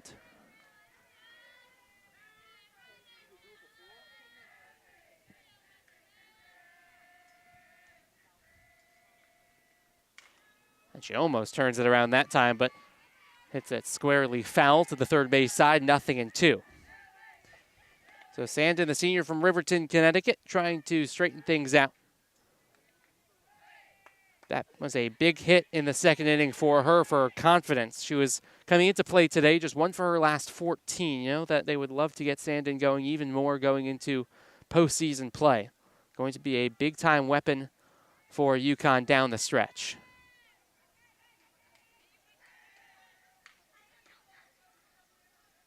And this is the kind of situation that Georgetown wants to face her in, with nobody on base. An 0-2 count and 1 away. The 0-2 is bounced to home plate, and it's 1-2. Last year went 2 for 10 with 2 RBIs and 2 doubles against Georgetown. All of her damage came in the middle game of a 3-game set. March the 24th, which was a 7-6 UConn walk-off win. Grace Jenkins was the hero with a walk-off single. Hoyas took the lead in the top half of the 7th in that game. Huskies battled back to win it in the bottom half of the frame on their last at-bat. 1-2, stuck in the hand of Dunn a little bit, and it's 2 balls and 2 strikes. Started out the season very strong, did Sandin. 5-game hit streak out of the gate. Looking to get back to that before heading to Friartown next week for the conference tournament. 2-2 off the plate, and the count's full. Top half of the 4th inning, 6 runs on 7 hits for the Huskies. 1 run on just the 1 hit for the Hoyas. UConn looks to put the finishing touches on what would be another 30-win season if they're able to close out this one. That one's roped down the left field line, but well foul. The count stays at 3-2. Not the first time today that we've seen a Husky battle with a 3-2 count. Number of long extended battles here between Huskies batters and Parker first and now Dunn. The 3-2 is hit in the air deep to center field. Going back is the center fielder Turner. She has room, and she makes the catch in the right center field gap, and there's 2 away. Looks like it was maybe just a little bit jammed for Sandin. Wind might have had a part in knocking it down as well. Good closing speed from the center fielder Turner, who's got excellent range. And there are now 2 away for Hope Jenkins. Jenkins with that ground out back in the first with 2 runners in scoring position that Levitt made the throw from her knees on. And a strikeout back in the 2nd inning. First pitch is a strike to Jenkins here, and it's 0-1.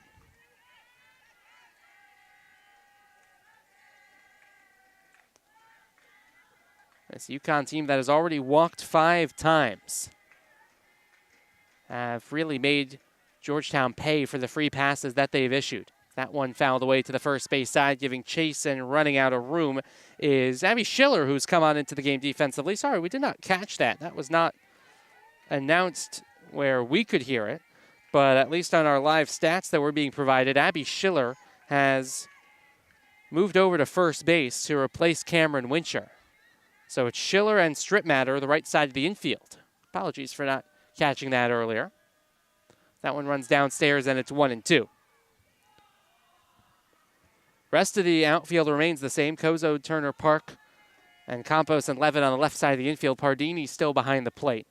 But the right side of the infield now Stripmatter and Schiller, as Abby Schiller, the junior from Carmel Hamlet, New York, getting a little bit of playing time in the final game of the regular season. We'll see how much Pat Conlon just empties the bench to give everyone a little bit more playing time, 1 or 2 more innings in the field, 1 or 2 more at-bats at the plate before 2024 comes to a close.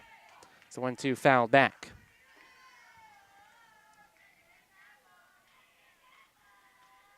Dunn trying to put away Jenkins and finish off this 4th inning. The solo home run from Grace Jenkins, the headliner here in this frame. And Dunn looking to respond by retiring the next 3. 1-2. 2-2 now. Rise ball that Hope Jenkins was able to lay off on. After seeing her twin sister homer, trying to answer the bell and respond for UConn as well to extend their lead a little bit. 6-1 cushion right now for the Huskies. Ball hit to the third base side, knocked down by Campos. Throw from her knees over to first base is in time. The left side of the infield for Georgetown with a couple of stellar defensive plays. And UConn is done in the top half of the 4th. But a solo shot for Grace Jenkins gives UConn a little bit more of a cushion. They lead by 5 as we're halfway through here in DC.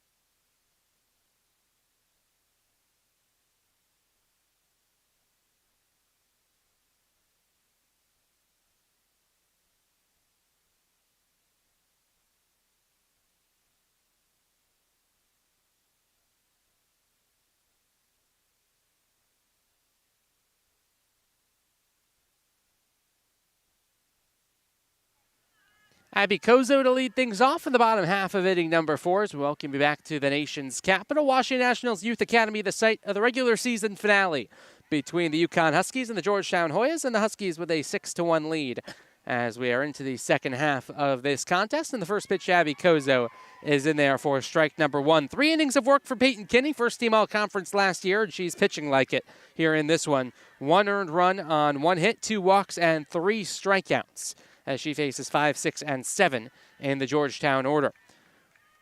Kozo singled back in the 2nd inning on an infield hit that Sandin, the shortstop, would have told you that she should have come up with. There was a runner at first base, ball was hit hard, and perhaps a chance for a double play if Sandin was able to field it and throw it to second quickly. But instead, the ball squeaked under her glove, and there were 2 aboard in an inning in which Georgetown was able to score 1 despite having bases loaded and nobody out. Kozo fouls one back to the screen, and it's 1-2. Schiller is in the on-deck circle, getting set to hit for the first time today. After this was Wincher's spot in the order. Schiller came in defensively in the top half of the 4th. It looks like she's going to get her first at-bat of the afternoon. And then Alvarado Rojas is due up at the very least. We'll see if it is Alvarado Rojas who hits here in the bottom half of inning number 4 as Georgetown looking to close out 2024 strong. They cannot quite catch their win total from last year. They won 16 games last year. They have won 14 this year. So a win today would see them fall just one short of that goal. The 1-2 to Kozo is smacked foul. We'll do it once more. But a chance to end with a better taste in your mouth if you're the Hoyas. Get a little bit of momentum heading into 2025 and a chance to spoil UConn's bid for a bye as well in the Big East tournament.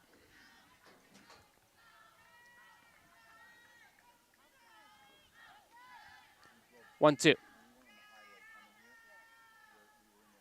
That one sails upstairs, 2 balls and 2 strikes.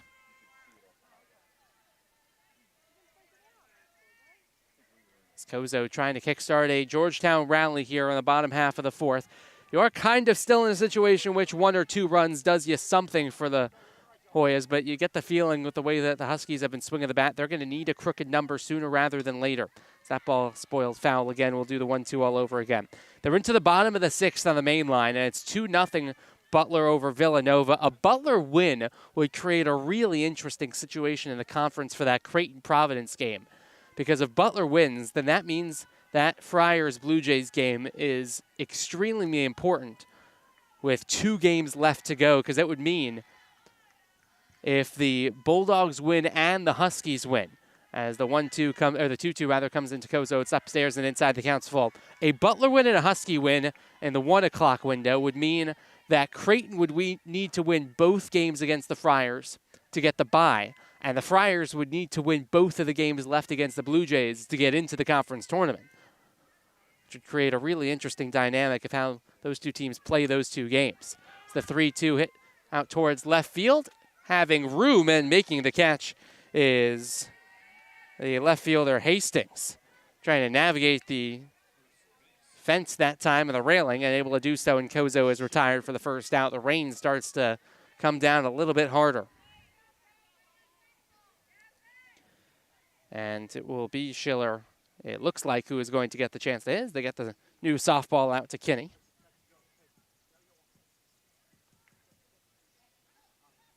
Schiller, so far this season, is 1-for-19, so an opportunity for her to get 1 or 2 more swings before 2024 comes to a close.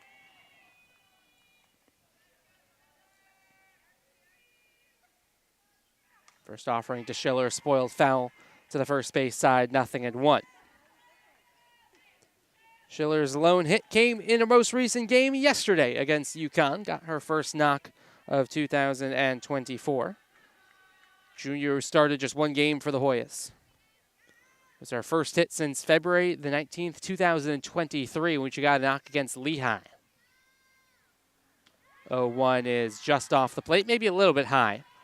Ball and a strike. So that had to have been a really good feeling for Abby.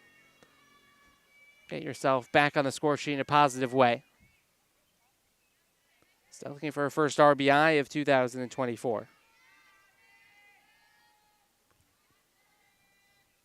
And the 1-1 is lifted in the air, deep but well foul. Hastings takes a look at it as it's onto the roof of the facility, the foul ground on the left side.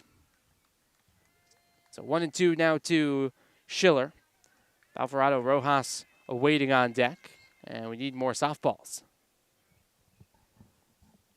It has been a tough one to make sure that the home plate umpire gets all the new, fresh softballs that he needs with the way that the rain has been steadily coming down, making sure that softballs are dried off, new ones are given to pitchers.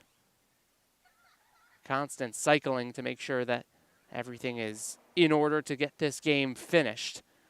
And looking at the radar, this game really needed to happen today, because tomorrow, if you think today doesn't look all that pleasant here in DC, tomorrow looks way worse. It's the 1-2 to Schiller. He's able to hold up on that rise ball, and it's 2-2.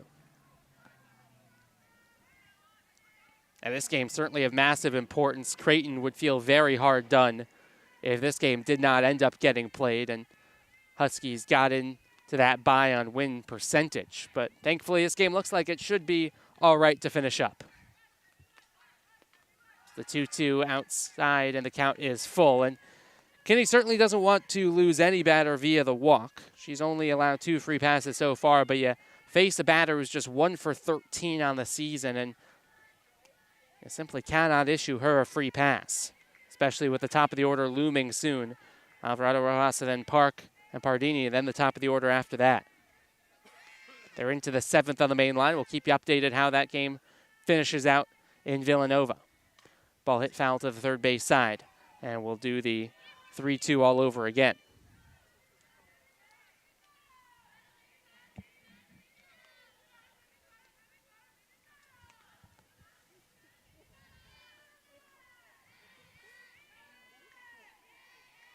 It'll be 6, 7, 8 due up for the Huskies in the top half of inning number 5. So they'll look to tack on a little bit more insurance. Georgetown trying to start that uphill climb. 3-2 to Schiller. Swung on and missed. And Kinney wins the battle. And there's 2 gone here in the bottom half of inning number 4. And Alvarado Rojas will get the chance to hit again. She is 0 for 1 today with a strikeout. 4 punch-outs now for Peyton Kinney. Still a ways off of that season-high 15 that she had, but she has managed this game very well. She has pitched with what her offense has given her in terms of the run support that she's had. She hasn't had to be too over-aggressive, can pick and choose when to challenge batters, and she goes right at Alvarado Rojas that time. She gets her to swing and miss the first pitch. It's 0-1, but has just done a really good job of managing this game as Peyton Kinney. Has limited the free passes, still just the 1 hit, was able to work out of that huge bases loaded, nobody out jam with just the 1 run conceded. That's a really good example of her recognizing she had that 5-run cushion as it's 0-2 to Alvarado Rojas, and she didn't need 3 strikeouts and get out of the inning scoreless. Allowed a little bit of weak contact, got a strikeout, and got out of the inning with just the 1 run allowed, which is really up against the 5 runs that UConn had just scored in that inning. No harm, no foul, and UConn got the run right back on the Jenkins solo home run in the 4th. 0-2 to Alvarado Rojas, swung on and missed. 1-2-3 for Kinney in the bottom half of the 4th with a couple of strikeouts. We head to the 5th. UConn looking to add on to their 5-run lead in D.C.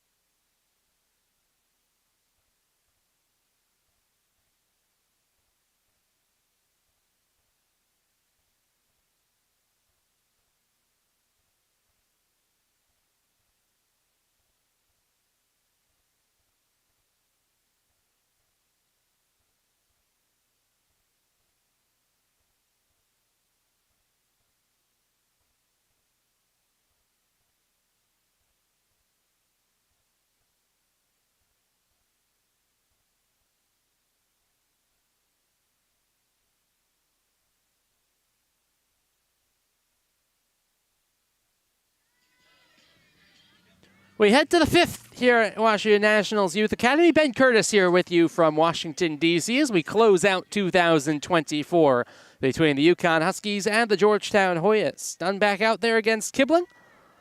And then Kupal and Abruscato after her. And the first pitch runs inside to Caitlin Kibling. And it is 1-0. Walk back in the 2nd, fly out in the 3rd. As Kozo made a great diving play to rob Kibling of a base hit 2 innings ago.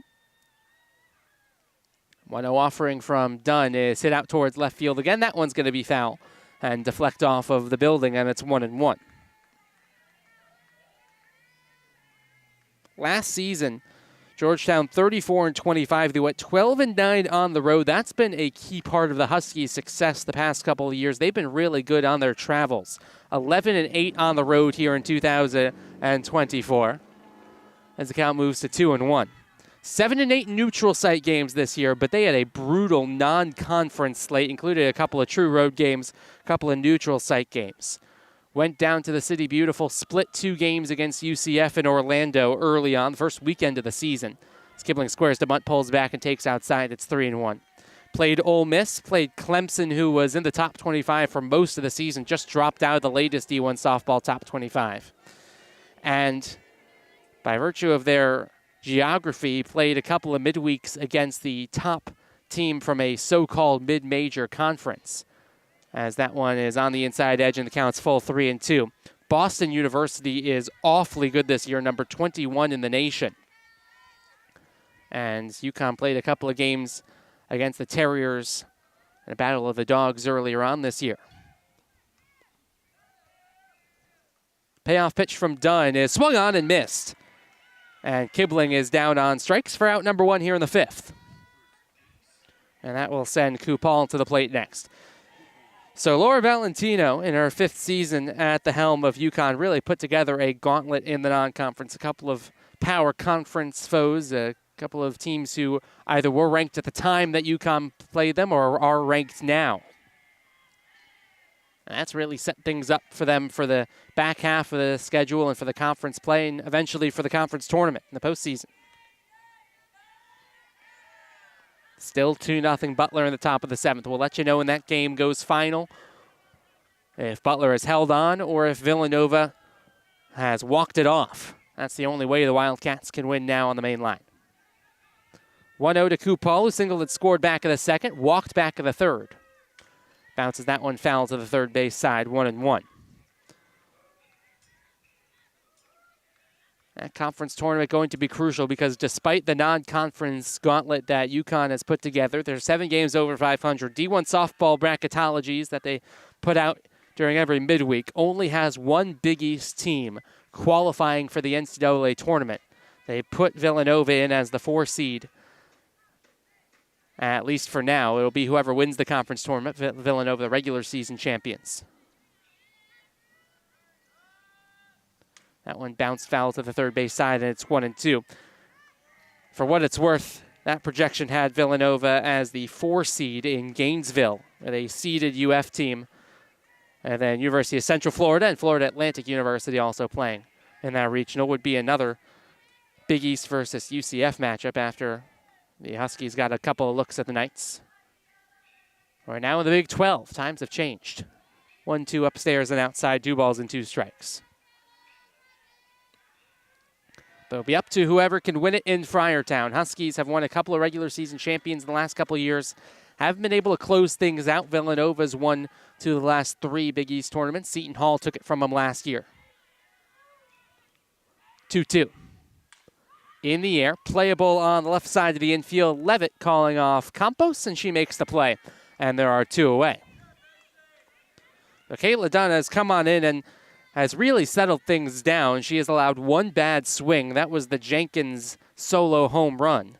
And other than that, has settled down this UConn offense to the point where she's allowed the bats to get going. But on the other side of things, Peyton Kinney's been really good.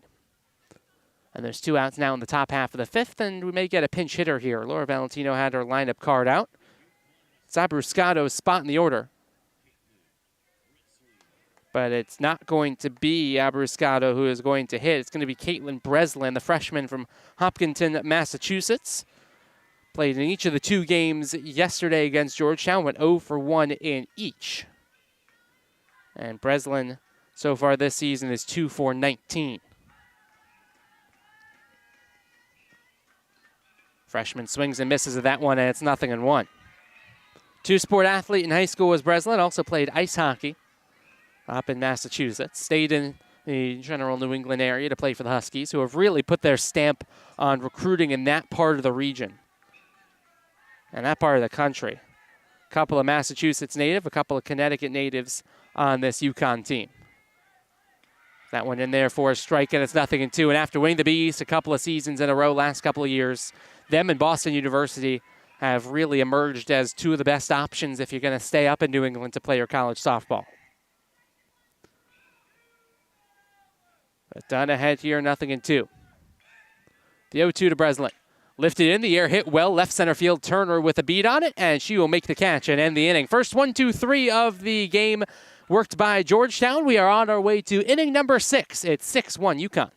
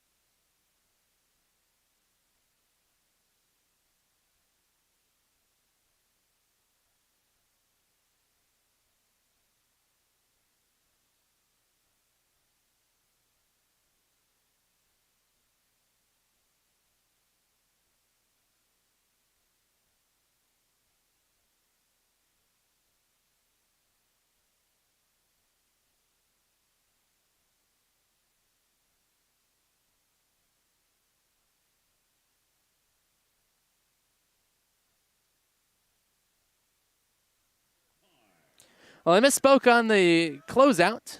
We are not on our way to the 6th. We're on our way to the bottom of the 5th, and that's where we are right now with Gabby Park leading things off for the Hoyas.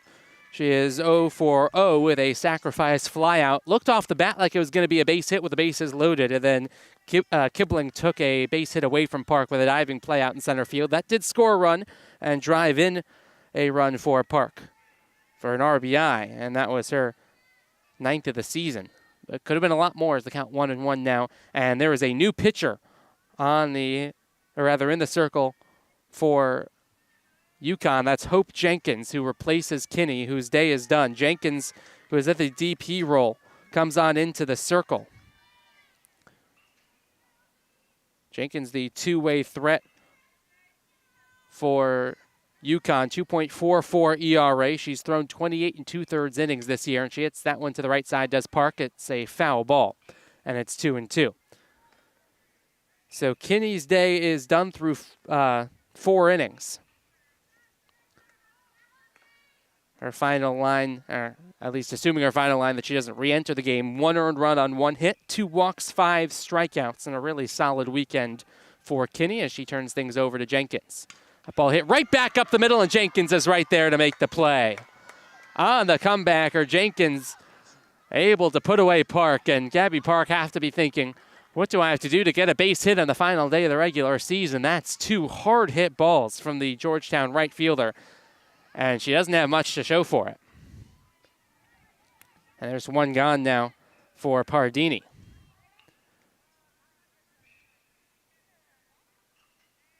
Last time in the circle for Jenkins as that one runs upstairs, and it is 1-0. Was against Georgetown earlier on.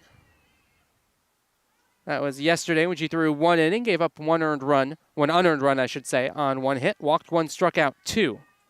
Hasn't gone more than 1 or 2 innings all that much. In her last 8 outings, she has gone more than an inning and a third only once. That was a 4 2/3 inning outing at St. John's, when she gave up only 1 earned run, 2 more unearned runs. She has not had the best luck behind her defensively.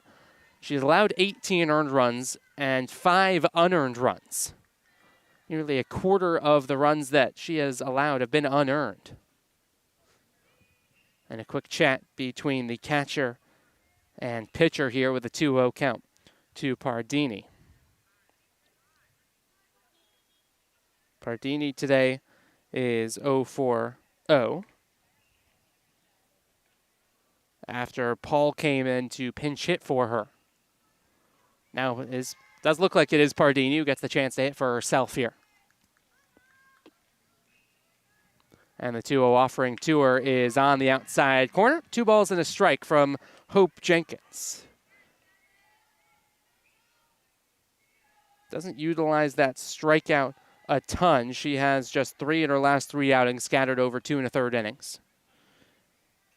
22 strikeouts through 36 2/3 frames. Now 37 innings, including that last out. But she evens up the count at 2 balls and 2 strikes here, and a huge number of those strikeouts came in 1 outing, 8 of them against Cleveland State back on March the 9th, when she spun 6 innings of scoreless softball, allowing just 4 hits. 2-2. Popped up, home plate. Jenkins calling off her twin sister, and there's 2 away. How many times in the Jenkins backyard has that happened? And so that will flip the lineup card around for Turner, as Grace Jenkins behind the plate, catching her twin sister, Hope. The first offering now to Claire Turner as Georgetown goes through the lineup card for the 3rd time, and it's 1-0. This looked like one of those games of jackpot where you toss the ball up in the air and everyone tries to go and catch it. And the catcher, Grace, calling off her twin Hope to make the play. 1-0 is in there for a strike, and it's a ball and a strike to Turner, who's 0 for 2 today. Ground out back in the 1st, pop out back in the 3rd. Villanova's gotten 1 back at the bottom half of the 7th. Ava Fran's solo homer. It's 2-1 in the bottom of the last frame. That one just off the plate, 2 balls and a strike now. We have played 2 hours here in D.C. Bottom half of the 5th inning, 6-1 UConn.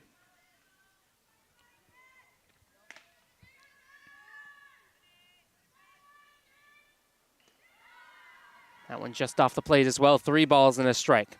And the last thing that Hope Jenkins wants to do is give up a couple of free passes and allow a couple of base runners to be on for Naya Campos, who is in the hole as it stands. But Turner's going to be aboard. We'll see how long Turner stays put. She is a big-time threat to run 14 stolen bases on the season. Both Rebhan and Stripmatter have occupied this spot in the order. And it's going to be Stripmatter who stays in the game to hit. This feels like a decently big spot in this contest. As the lefty gets loose in the pen for UConn. Scoring to butt, pulling back, taking outside for ball 1 is Stripmatter. An out means that Campos would start out the bottom half of inning number 6 with the bases clean. If Stripmatter is able to reach, then that will bring Campos to the plate with 2 on and a chance to really cut into this UConn lead, as that one is in there for a strike and it's 1-1. Let's see if Stripmatter is given license to swing away now. And we'll see if Turner is on the move. She is not with that pitch, and Stripmatter out in front to something off speed. It's 1-2.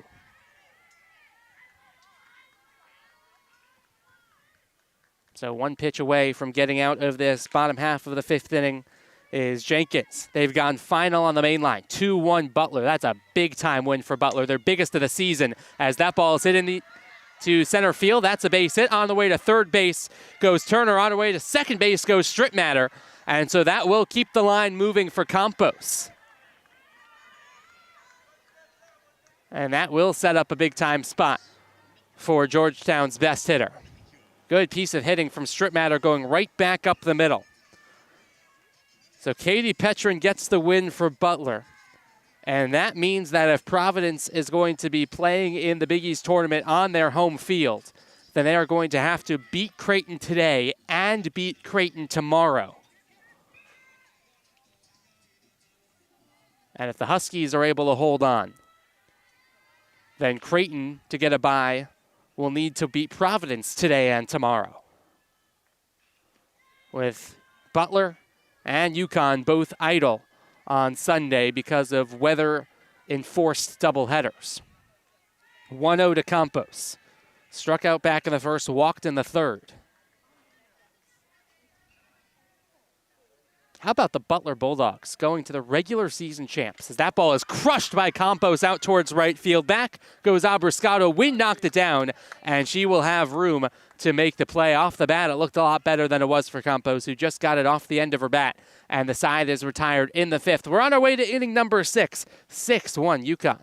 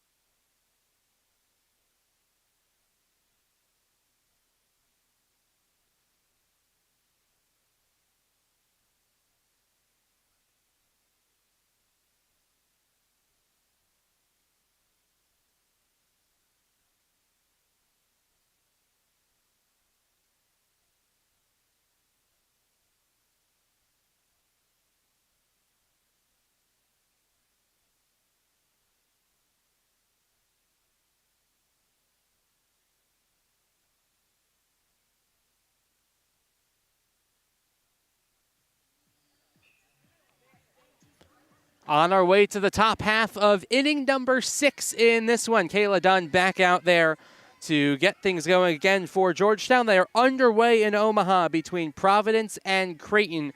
Just getting going, still no score. A reminder, in case you're a UConn fan, you're obviously rooting for the Huskies to win this one, and then for Providence to beat Creighton. If that happens, then regardless of what happens between Creighton and UConn tomorrow, the Huskies would be locked into that number 2 seed and that second all-important bye next week in Friartown for the Big East tournament. A UConn win plus a Providence win gets UConn that number 2 seed. That one in there for a strike, and it's 0-1. That would bring UConn to 16-8 in the conference. It would move Creighton to 15-8, and even if Creighton won tomorrow, to make both the Huskies and Blue Jays finish at 16-8 in Big East play. UConn would have the tiebreak by virtue of the best 2 out of 3 head-to-head tiebreak. First pitch, or rather the 0-1 is punched the other way for a base hit, and a good start to the top half of the 6th inning for Ring. And that will flip the lineup card around for Hastings. Ring's had a solid day at the plate. She's now 2 for 4 with an RBI. And that will bring Hastings back up to the plate. 1 for 3 for Hastings with a strikeout as well. 3 more runs for UConn, and they'll have a chance to end this game 1 inning short. Run rule is 8 or more after 5, keep in mind. UConn will be thinking about that. Georgetown will be thinking about holding the Huskies right where they are, then getting the bats going in the bottom half of the 6th. They'll have the middle third of the order due up.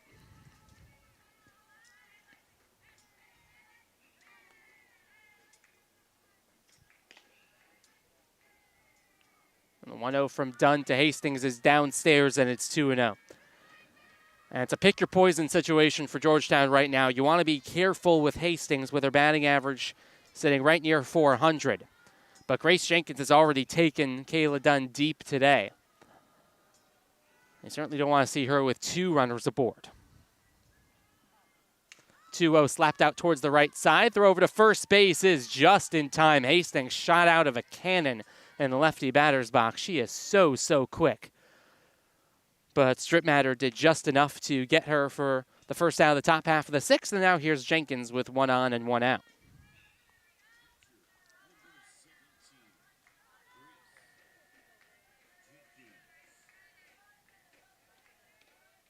Jenkins with a very productive day. Single in the first, walked in a second, solo homer in the 4th.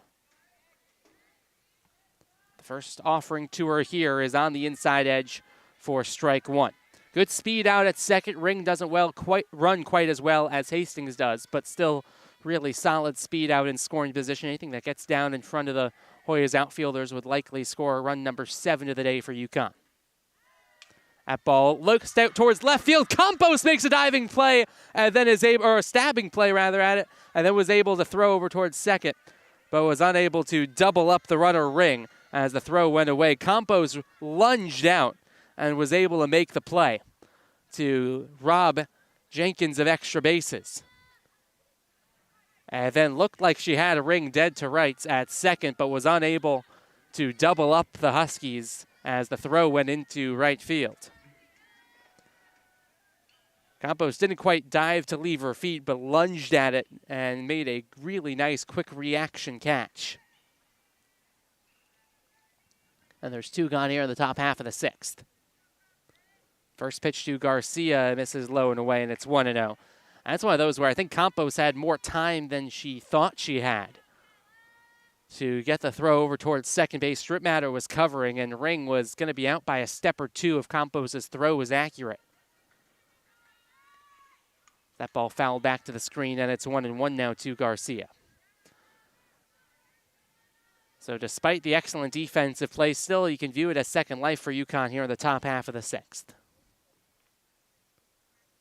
But what has been some really solid defense from the left side of Georgetown's defense especially. Left side of their infield and outfield. Kozo made the diving play out in left field. Levitt made the diving play at short. Campos has made a couple of really nice plays at third. 3 of them have been the standouts with the gloves so far today. Go along with Kibling's defensive play on the other side of things out in center. 1-1, just a little bit high.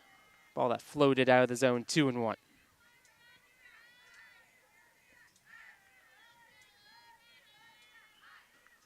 Dunn trying to get through yet another frame without conceding a run. 4 1/3 if she's able to get Garcia.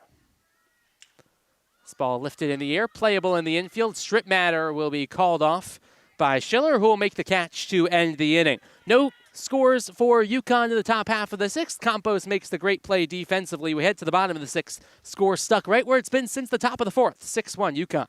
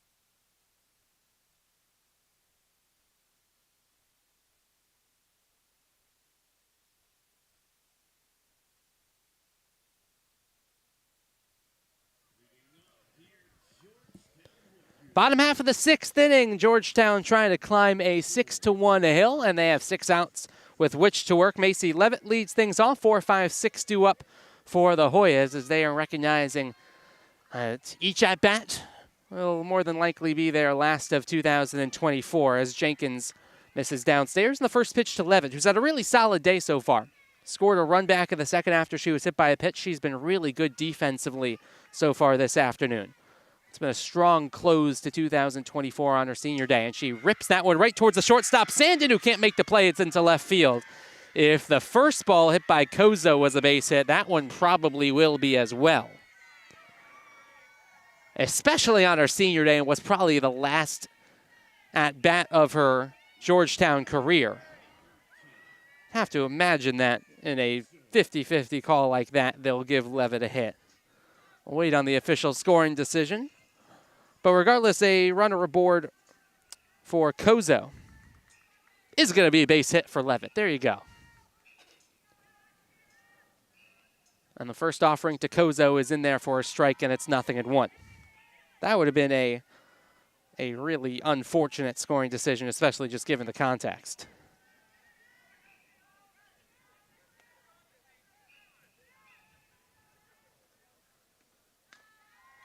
One runs upstairs, a ball and a strike. Kozo 1 for 2 today with that single back of the second that Sandin also was unable to corral.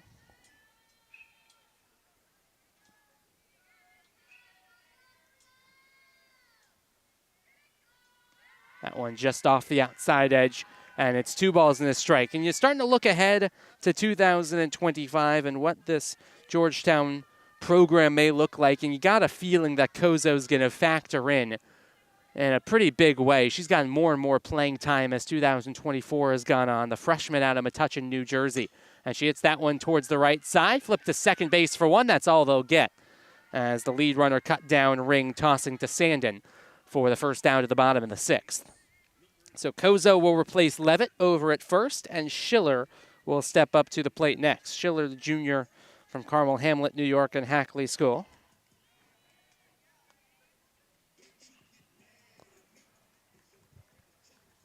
Oh for 1 today with a strikeout back in the 4th. Still with just the 1 hit on the season that came yesterday against the Hoyas. First offering to Schiller downstairs, and it is 1-0. Alvarado Rojas awaiting on deck in what will be likely her final at-bat in Georgetown colors. 1 run on 3 hits now for Georgetown, who have left 5 runners on. That one way upstairs, and it gets away from the catcher. Jenkins. Moving up to second base is Kozo. So a runner in scoring position for the Hoyas to work with. They are 0 for 3 with a runner in scoring position today. UConn just 2 of 9, and they're 1 for 7 with 2 outs. It's those little situational things UConn going to want to clean up before heading to Providence. Speaking of Providence, Friars and Creighton still scoreless in the top half of the 2nd. They're moving right along in Creighton. 2-0. In there for a strike. Better looking spot from Jenkins. 2-1 now to Schiller. The chance for her first RBI of 2024. Standing out there in scoring position.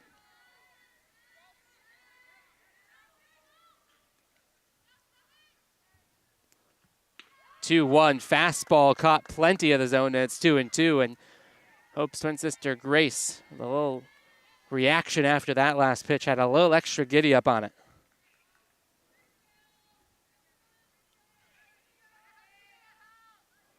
See if Hope goes back to the fastball. 2-2. Swung on and missed. Might have been foul, tipped into the glove of Jenkins, who held on. And there's 2 away here in the bottom half of the 6th. First strikeout of the afternoon for Hope Jenkins. And it's Karis Alvarado Rojas who will hit next. Home plate umpire needs a couple of more softballs. And Alvarado Rojas, who has 0 for 2 with a pair of strikeouts, trying to avoid a hat trick of punch-outs. Those first 2 strikeouts were against Kinney, who started out the game with 4 innings. She struck out 5 overall. That'll only help her ERA as it dips down closer to that 2 threshold. First pitch to Alvarado Rojas. is in there for a strike, and it's 0-1. Koza with good speed out at second base. UConn outfielders playing far back enough to cut down extra base hits that anything that gets down in front of them will be a Georgetown run. But there's some room on that outside edge, and it's 0-2. So Alvarado Rojas will have to protect here. Jenkins working fairly quickly already into her windup. Roxon fires the 0-2. It's lifted foul down the third base side. And the count stays right where it is. Alvarado Rojas will be moving on after this year. Senior from Lorton, Virginia. Just down the road, getting one more at-bat with her hometown school. That one runs downstairs, and it's 1-2. Went just 2 for 14 at the plate in 2023. She's gotten far more playing time this season. 23 at-bats now here in 2024. And she has started 4 games. She's appeared in 30 contests. Has 2 RBIs this year, came into the season with just 1 in her career. 1-2 offering. Lifted in the air out towards right field. Coming in and making the play to end the inning is Abruscano. And that's it for the Hoyas in the 6th. On to the final frame of the regular season of 2024. It's coming up next from DC.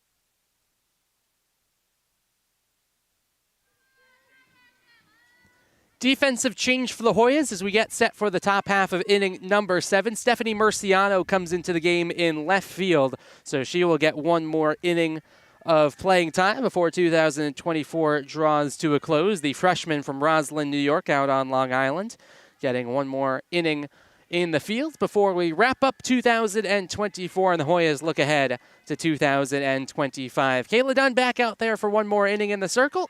First pitch is a strike to Sandin, and it is 0-1.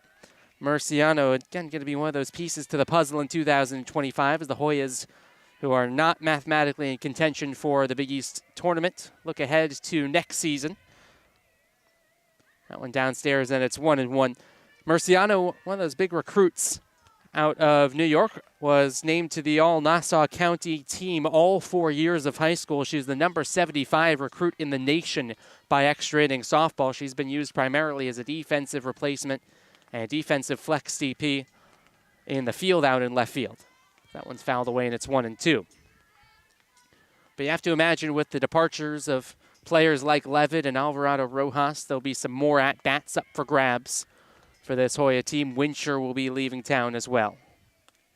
So that will kind of open things up for some other hitters who have been primarily just used as runners, primarily used as defenders in 2024, to get a little more time with the bat in 2025. The 1-2 from Dunn to Sandin's bounce foul to the third base side again. Now, Pat Conlon will have to kind of push the reset button from last season to this. Not too much that Pat Conlon hasn't worked with in her time with the Hoyas. Georgetown's only Division I head coach in her 17th season at the helm for this Hoya program. Assistant coach at NC State. She was assistant coach at UConn as well. Has seen this Husky program before. Knows it inside and out. That one laced out towards left field. That'll get down, and Murciano will have a play. New defensive replacements always seem to find the softball some way or another. Come into a game and you're forced into making a play. That's relatively routine for Murciano.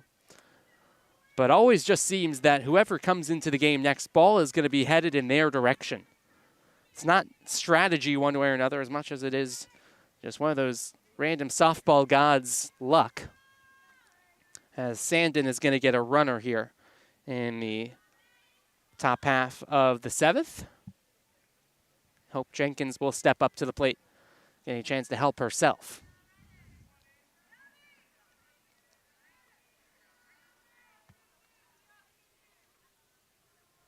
I've not yet gotten confirmation on who that is coming into the game. When we do, we'll let you know. But Hope Jenkins is at the plate. And the first pitch is outside, and it's 1-0. It's Raya Snyder who is running for Sandin. So Snyder into the contest, the freshman from Glastonbury, Connecticut. As the rain continues to pick up in a big way here in D.C. 1-0 in the top half of the 7th. Runner on first base, nobody out. And now a 2-0 count to Hope Jenkins. Georgetown in the bottom half of the 7th will have 8-9-1 due up. Last ups for Gabby Park, Holly Pardini, and Claire Turner. They're at least the 3 that are due up. We'll see if the Hoyas send different batters to the plate in the final time through the order in 2024. Kayla Dunn trying to close things out in the circle. And a timing violation against Kayla Dunn will move the count to 3-0. That's that third base umpire who's positioned just to the right side of the infield, who is keeping track, and the second pitch clock violation called today. 3-0 is downstairs, and that's something you only get to say in the past year or two in college sports. A 3-pitch walk on a 3-0 count. That will set things up with runners at first and second and nobody out. And it'll be up to Kibling to keep things moving. And thinks that Jenkins is going to get a pinch runner as well. She checks back out of the game. Have to imagine we'll see her come back on and to finish things out in the circle. There's been a lefty that was getting loose for UConn, but has since stopped, and this is not the kind of day where you can stop and start in the circle. It's cool, it's rainy. Not a great day to be staying loose. We'll try to get a number for who is replacing Jenkins as soon as we can.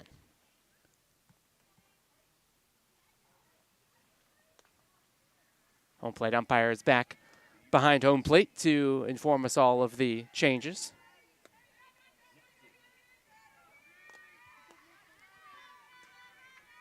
And it's Kaylee DeMayo who is in to run. Number 19, the freshman from Franklin Square, New York. So a couple of freshmen on the base paths as pinch runners for the Huskies here in the final regular season inning. And there's a pinch hitter at the plate as well. Taylor Zatic is into pinch hit. Zatic hitting 183 this year with 4 RBIs. It is the 30th game that she's appeared in. She hits it over to third, steps on second base for 1, over to first base for 2. A double play worked by Anaya Campos. And there's 2 gone here in the top half of the 7th. That's a heads-up play by Campos, who's handled that position so well. And now they got the runner on a rundown. Zatic is going to be tagged out. Zatic was trying to steal an extra base with Georgetown a little bit lackadaisical, and the Hoyas just got her in a rundown. And it isn't necessarily a triple play, but it's not one either, as Georgetown gets all 3 outs with Zatic at the plate. And that is all for UConn offensively in the regular season in 2024. Find a wackier way for a team to end their defensive regular season.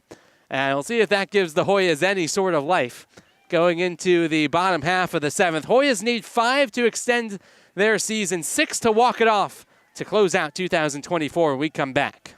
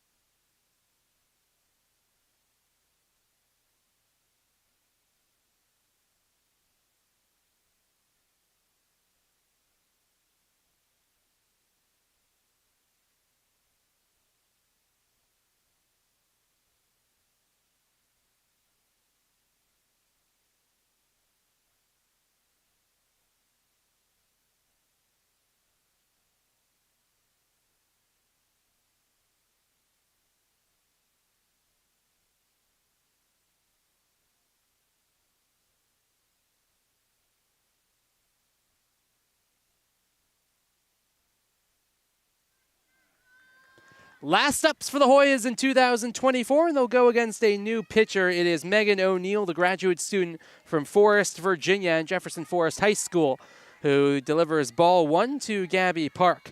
And we're underway in the bottom half of the 7th inning. 5th year with the UConn program, 2.93 ERA. Did pitch yesterday, did O'Neill, in the first game of the Twin Bill. Through 3 innings, gave up 1 earned run on 1 hit. Walked 2, struck out 3. As a 5-run cushion as the rain is really picking up. It's 2-0 now to Park. Park trying to end her 2024 on the right foot.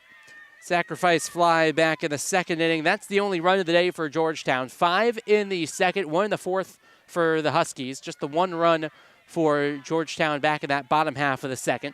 But a 3-0 count to start things off.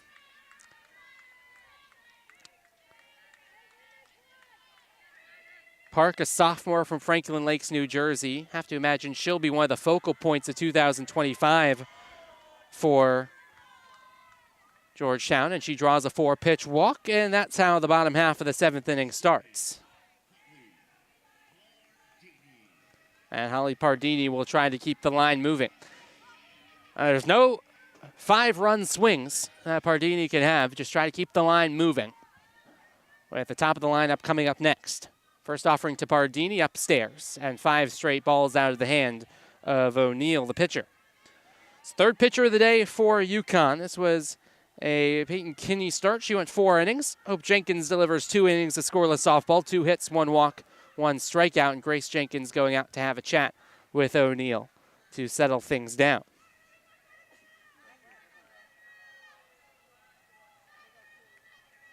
O'Neill last season with a 3.80 ERA and 68 2/3 innings. She has thrown 453 innings over 5 years with this program, and she delivers a strike. That's a good meeting by Jenkins just to settle things down for O'Neill. And the count evens up at 1-1. If she is able to pitch in the postseason, she'll have a chance to get a big-time milestone, O'Neill Wiz, as it's 1-2.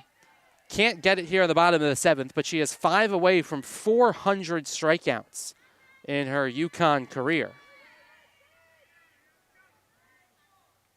That ball hit foul up and over the Georgetown dugout. And you have to imagine with the double elimination format and how hectic things will be in Providence that O'Neill's going to be leaned on at least a little bit come postseason time. So she'll have a real shot at hitting that milestone. That ball fouled back again over towards the crowd.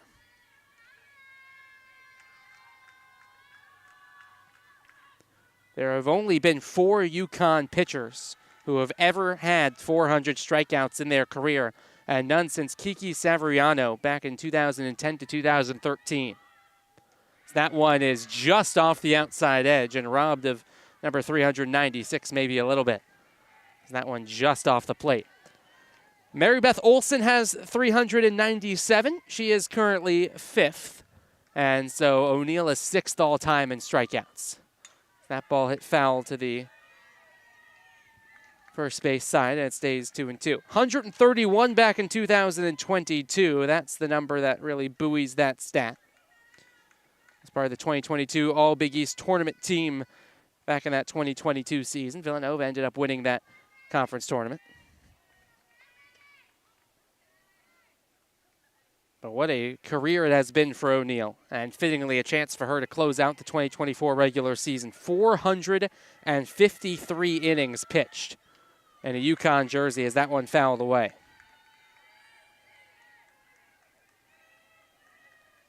This is appearance number 149 in the circle for her. It's the most in UConn program history. Although that is buoyed a little bit by that 5 years of eligibility granted by the pandemic, but only with 12 back in 2020 as the count works full. Even if you discount those 12, this would be number 137, which would still be the most in UConn program history. O'Neill with her name scattered all up and down the program record books. That ball hit into shallow left center field, out of the reach of the shortstop, Sandin. And there's 2 aboard for Georgetown here in the bottom half of inning number 7. That will flip the lineup card around for Turner. As the rain continues to pelt the Washington Nationals Youth Academy. The lineup card will flip around and Claire Turner will get one more at bat. Big time update to tell you from Omaha. 4-0 Creighton. A 3-run double was just hit by the Blue Jays. And as it stands, Providence could be crashing out of the Big East tournament picture, with the Big East postseason taking place in Friartown next week. UConn needs one Creighton loss. Coupled with this, Husky win if they're able to close things out. Huskies do not control their own destiny.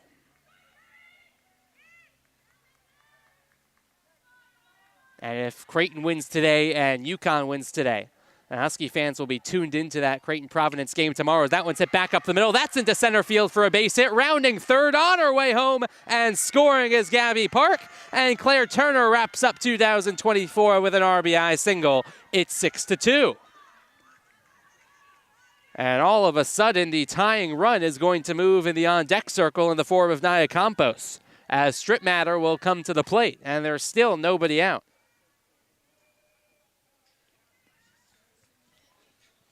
Butler is in the clubhouse with a victory. They're 11th of the season. And because Butler took 2 out of 3 against Providence, Providence needs to win both, and they'll need to climb out of a 4-0 hole. Husky fans will also be Providence fans, as we'll get a mound visit here. Entire infield, or a circle visit, I should say. Here is the entire infield going to come in and have a conversation. Should be noted that all 4 of those runs for Creighton, some of the most important on the season, all came with 2 out. But there's nobody out here in the bottom half of the 7th, and Georgetown with a little bit of fight back. This is certainly a good sign for Pat Conlon's team to close out 2024. Not going away quietly against one of the more prolific pitchers in the history of this UConn program. And Strip Matter trying to keep the line moving for Campos and Levitt after them. Marciano, who came in to play defensively, due up after Levitt if the game should get that far. Runner at first is Turner, runner at second is Pardini, with Park already in to score. First offering to Strip Matter is upstairs and inside, and it is 1-0. We will have played over 2.5 hours by the time this game is done. Georgetown and UConn getting their money's worth in the regular season finale. As the conditions continue to deteriorate. That one downstairs, good block by Jenkins, but it's 2-0. And now you're getting into real serious danger time if you're UConn, with Campos awaiting on deck. The conference leader in home runs is not who you want to see representing the tying run should Strip Matter find herself aboard. Squares to bunt, pulls back, takes inside, 3 balls and no strike. And you'd have to imagine, with nobody out, you needing a huge number on the scoreboard. And with Campos on deck, that Strip Matter is going to have a big red light here on 3-0. She does. It's a center cut fastball, and it's a strike, and it's 3-1. And now Strip Matter is going to have to be thinking about one specific pitch and one specific spot that she can drive. UConn more than happy to trade an out for a base. Another strike, and O'Neill has done really well to work the count full. 3 balls and 2 strikes. Excellent speed in the trail runner in Turner. Pardini can run well for a catcher as well, but Turner's the main threat on the base paths as the trail runner. 3-2, lifted foul down the right field line. We'll do it all over again.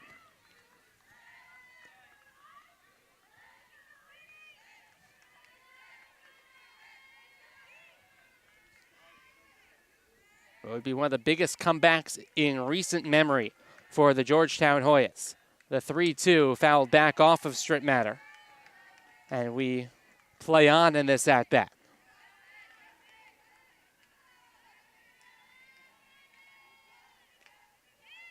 Georgetown needs 7 runs in this game. The last time that they scored 7 runs, you have to go back to April the 14th against Butler in a 7-4 victory.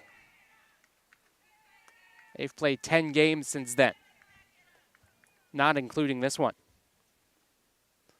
As they change out the softballs again, the rain is really becoming a factor in this one.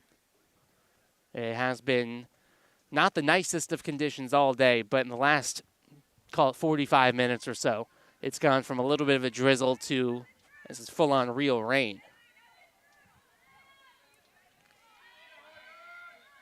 It is affecting the pitchers out there being able to grip the softball. 3-2, swung on and missed. That's a huge first out for O'Neill.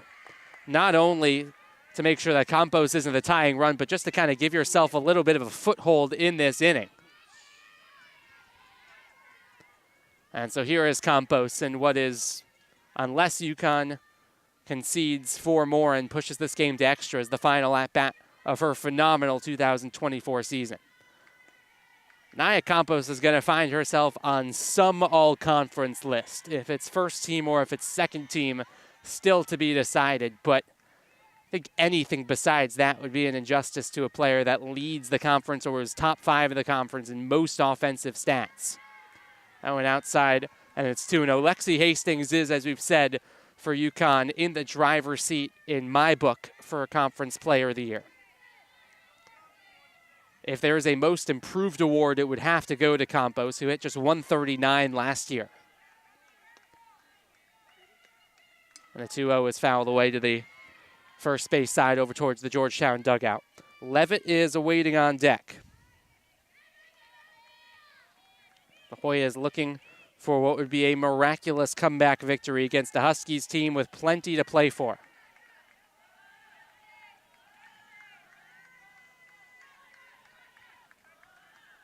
Two-one upstairs and outside, and the count moves to 3-1 strike. Levitt with plenty of pop behind Campos, who gets all the headlines with her 12 home runs. Levitt with only the 2 long balls, but handful of extra base hits and has really good bat-to-ball skills, especially towards the back end of this season. Campos hits one sky high, third base side, foul ground, running out of room is the third baseman Garcia, and she will watch it go foul. Count is full now to Naya Campos. Georgetown certainly not making it easy for the Huskies, who need a win to put the pressure on Creighton.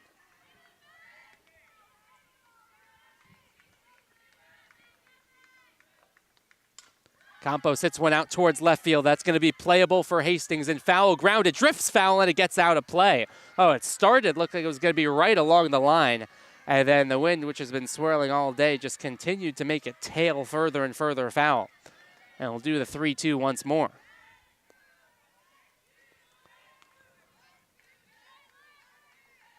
Especially with the way that the ball was hit by the lefty hitting Campos. Foul, that's always going to continue to tail away from the field of play. And Hastings just ran out of real estate. There's not a lot of foul ground to work with down either line here at Washington National's Youth Academy.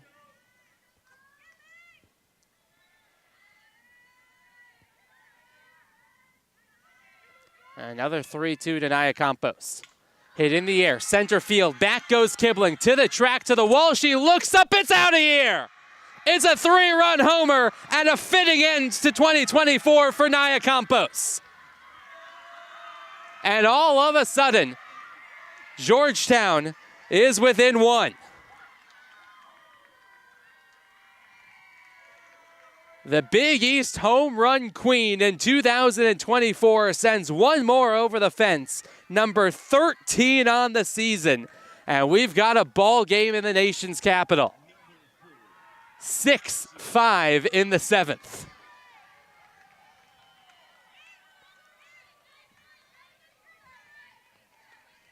And now Macy Levitt. First pitch upstairs and inside. And that was what we were alluding to a little bit. You didn't want to let Campos hit in that kind of spot with runners on base, because of anyone on the Georgetown team that can hurt you, she can really hurt you. And she just outlasted Megan O'Neill that at bat. And UConn's coaching staff has their lineup card back in their hands, and O'Neill's day is going to be done. Pitching change made for UConn. We'll step aside briefly as Kinney is going to return to the game. We'll give her a moment to warm up and return. Georgetown looking for the big-time comeback victory. They've scored 4 in the bottom of the 7th and are down 6-5 with 2 outs to work with.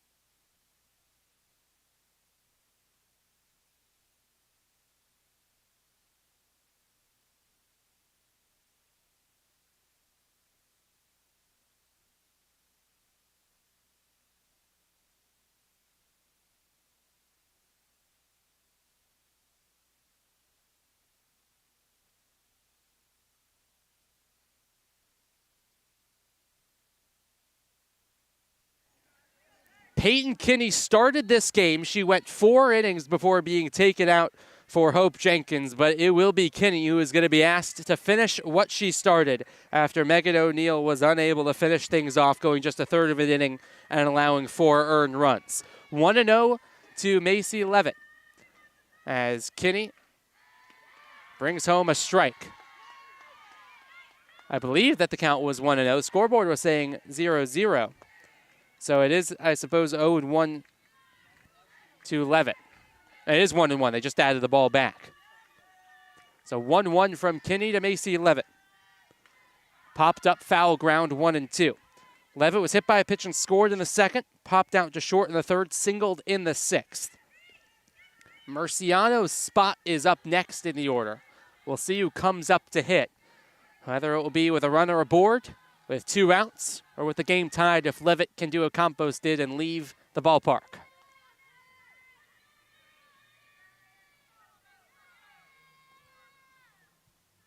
One-two is hit foul to the first base side, and it's 2-2. I talked about what's ahead in 2025 for Georgetown. Nia Campos, if she does return to Georgetown, is set for a huge year after a big-time jump from 2024 to 2025.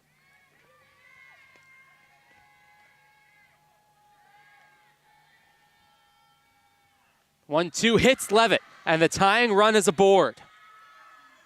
And the winning run is going to step up to the plate.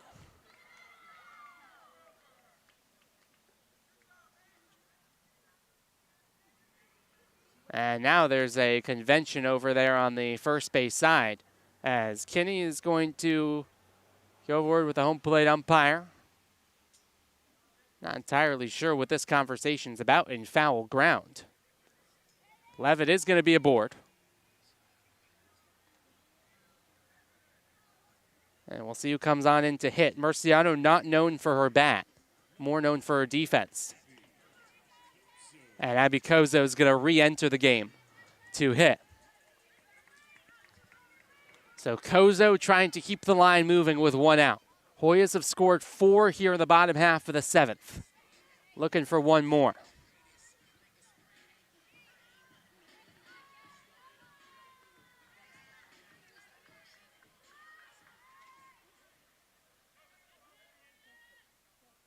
As they close out the administrative issues, and we're back to softball. At least it looks like we are. And Kozo will climb into the batter's box. Will be the biggest comeback win of the season for Georgetown. And it would be on the final day of the regular season to close out the year on the right foot. First pitch is in there for a strike, and it's 0-1 to Kozo. Singled back in the 2nd did Kozo. Pop out and foul ground back in the 4th. reached on a fielder's choice in the 6th. And this 4th time through the order has been the charm for Georgetown. Is it going to be too little too late in a 6-5 game? That ball laced down the left field line, but foul, and it's 0-2. Levitt runs well over at first base. Is 2 for 2 in stolen base attempts. Does Georgetown roll the dice to get a runner into scoring position? The tying run into scoring position. 0-2. Missed it up high and outside, a ball and 2 strikes. On deck's Schiller's spot. We'll see who actually comes up to hit, if the game gets that far. 1 out, bottom half of the 7th. 1-2 count from Peyton Kinney to Abby Kozo, as Kinney rocks and fires. And Kozo had to protect. Went back after that rise ball. Remember early on in the game, we were talking about how Kinney used that rise ball as a put-away pitch with 2 strikes.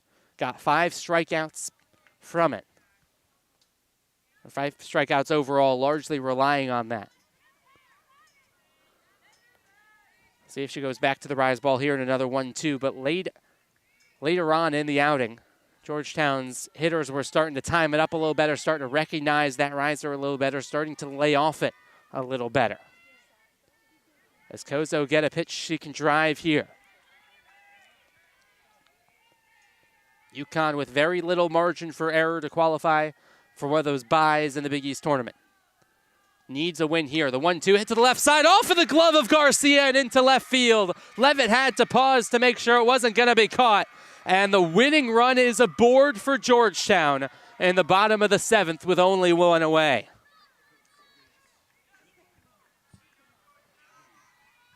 Schiller is going to hit for Georgetown. She gets a couple more words of encouragement from her assistant coach. Levitt the tying run on second. Kozo the winning run on first. 5 runs on 7 hits now for the Hoyas as Schiller climbs into the righty batter's box. First offering from Peyton Kinney, looking to close things out with 1 away. And it's popped up in the air. Foul ground. Jenkins goes after it. She's not going to have room, and it gets out of play. It's 0-1.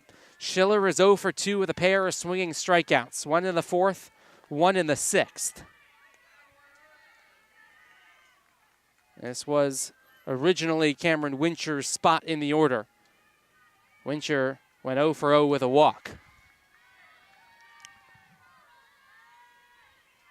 The 0-1. Laid off that rise ball, and it's a ball and a strike. Neither team has committed an error. Both teams have had balls that they would have wanted back. Garcia had to react quickly. She reacted very well just to get something on it. But if Kozo ends up being that winning run, that could be one that the Huskies will have wanted back. Schiller pops one foul ground, and it's 1-2. Over onto the other softball field. Outfield very deep for UConn right now, trying to cut off anything into the gaps and avoid Kozo coming all the way around to score if something were to drop into one of the gaps. Does mean that anything in front of them could tie this game.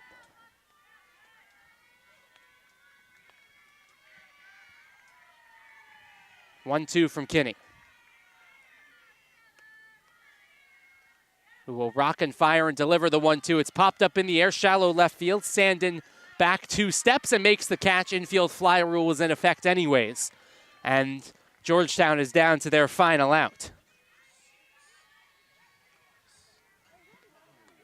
And it'll be up to Karis Alvarado Rojas on her senior day in her final at bat in Georgetown colors.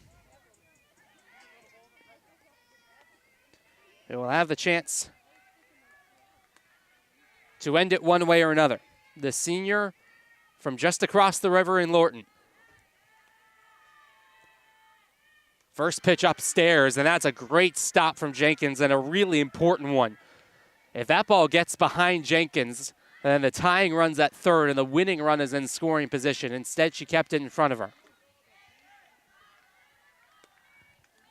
And it is 1-0. In Omaha, Providence has gotten 2 back. It's 4-2 Creighton in the fourth.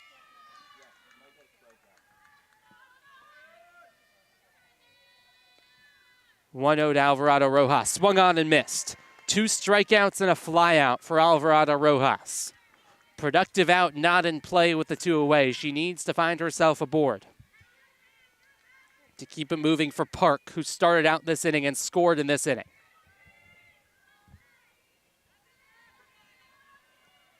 One. 1-2, and UConn is a strike away.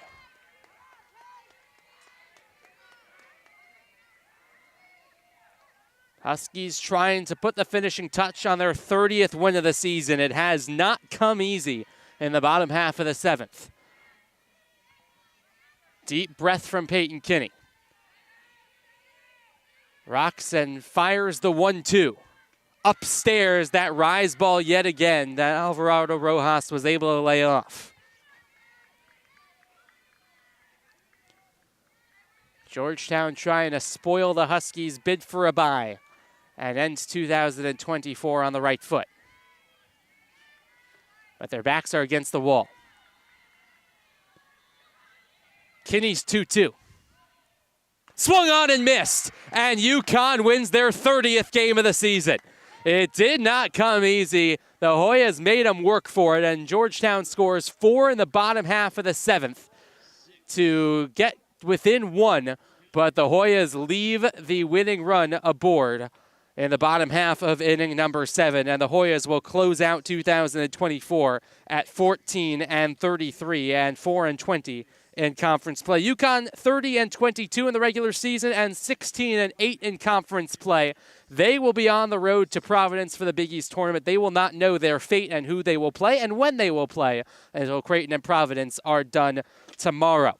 But a great season for UConn, and for Georgetown, a strong home record in 2024, and they'll look ahead to 2025 off the back of a phenomenal season from Nia Campos, just a sophomore. And on senior day, the Hoyas put in a strong effort against a UConn team that will be one of the favorites in Friartown to lift some hardware. They scored 4 in the bottom half of the 7th to draw closer, but the season will draw to a close for the Hoyas. Final game of the 17th year for Pat Conlon and this Georgetown program at the Division I level as we wrap things up on a Saturday afternoon in Washington, D.C. Big thanks to everyone who makes this kind of production happen. Matthew Levin, the sports information director for Georgetown softball. Modern big-time college sports don't happen without sports information directors. They're the engine of allowing us to bring you Hoya softball and really all sports in 2024 in the modern era. And Matthew's done a great job all season long. A huge thanks to our production team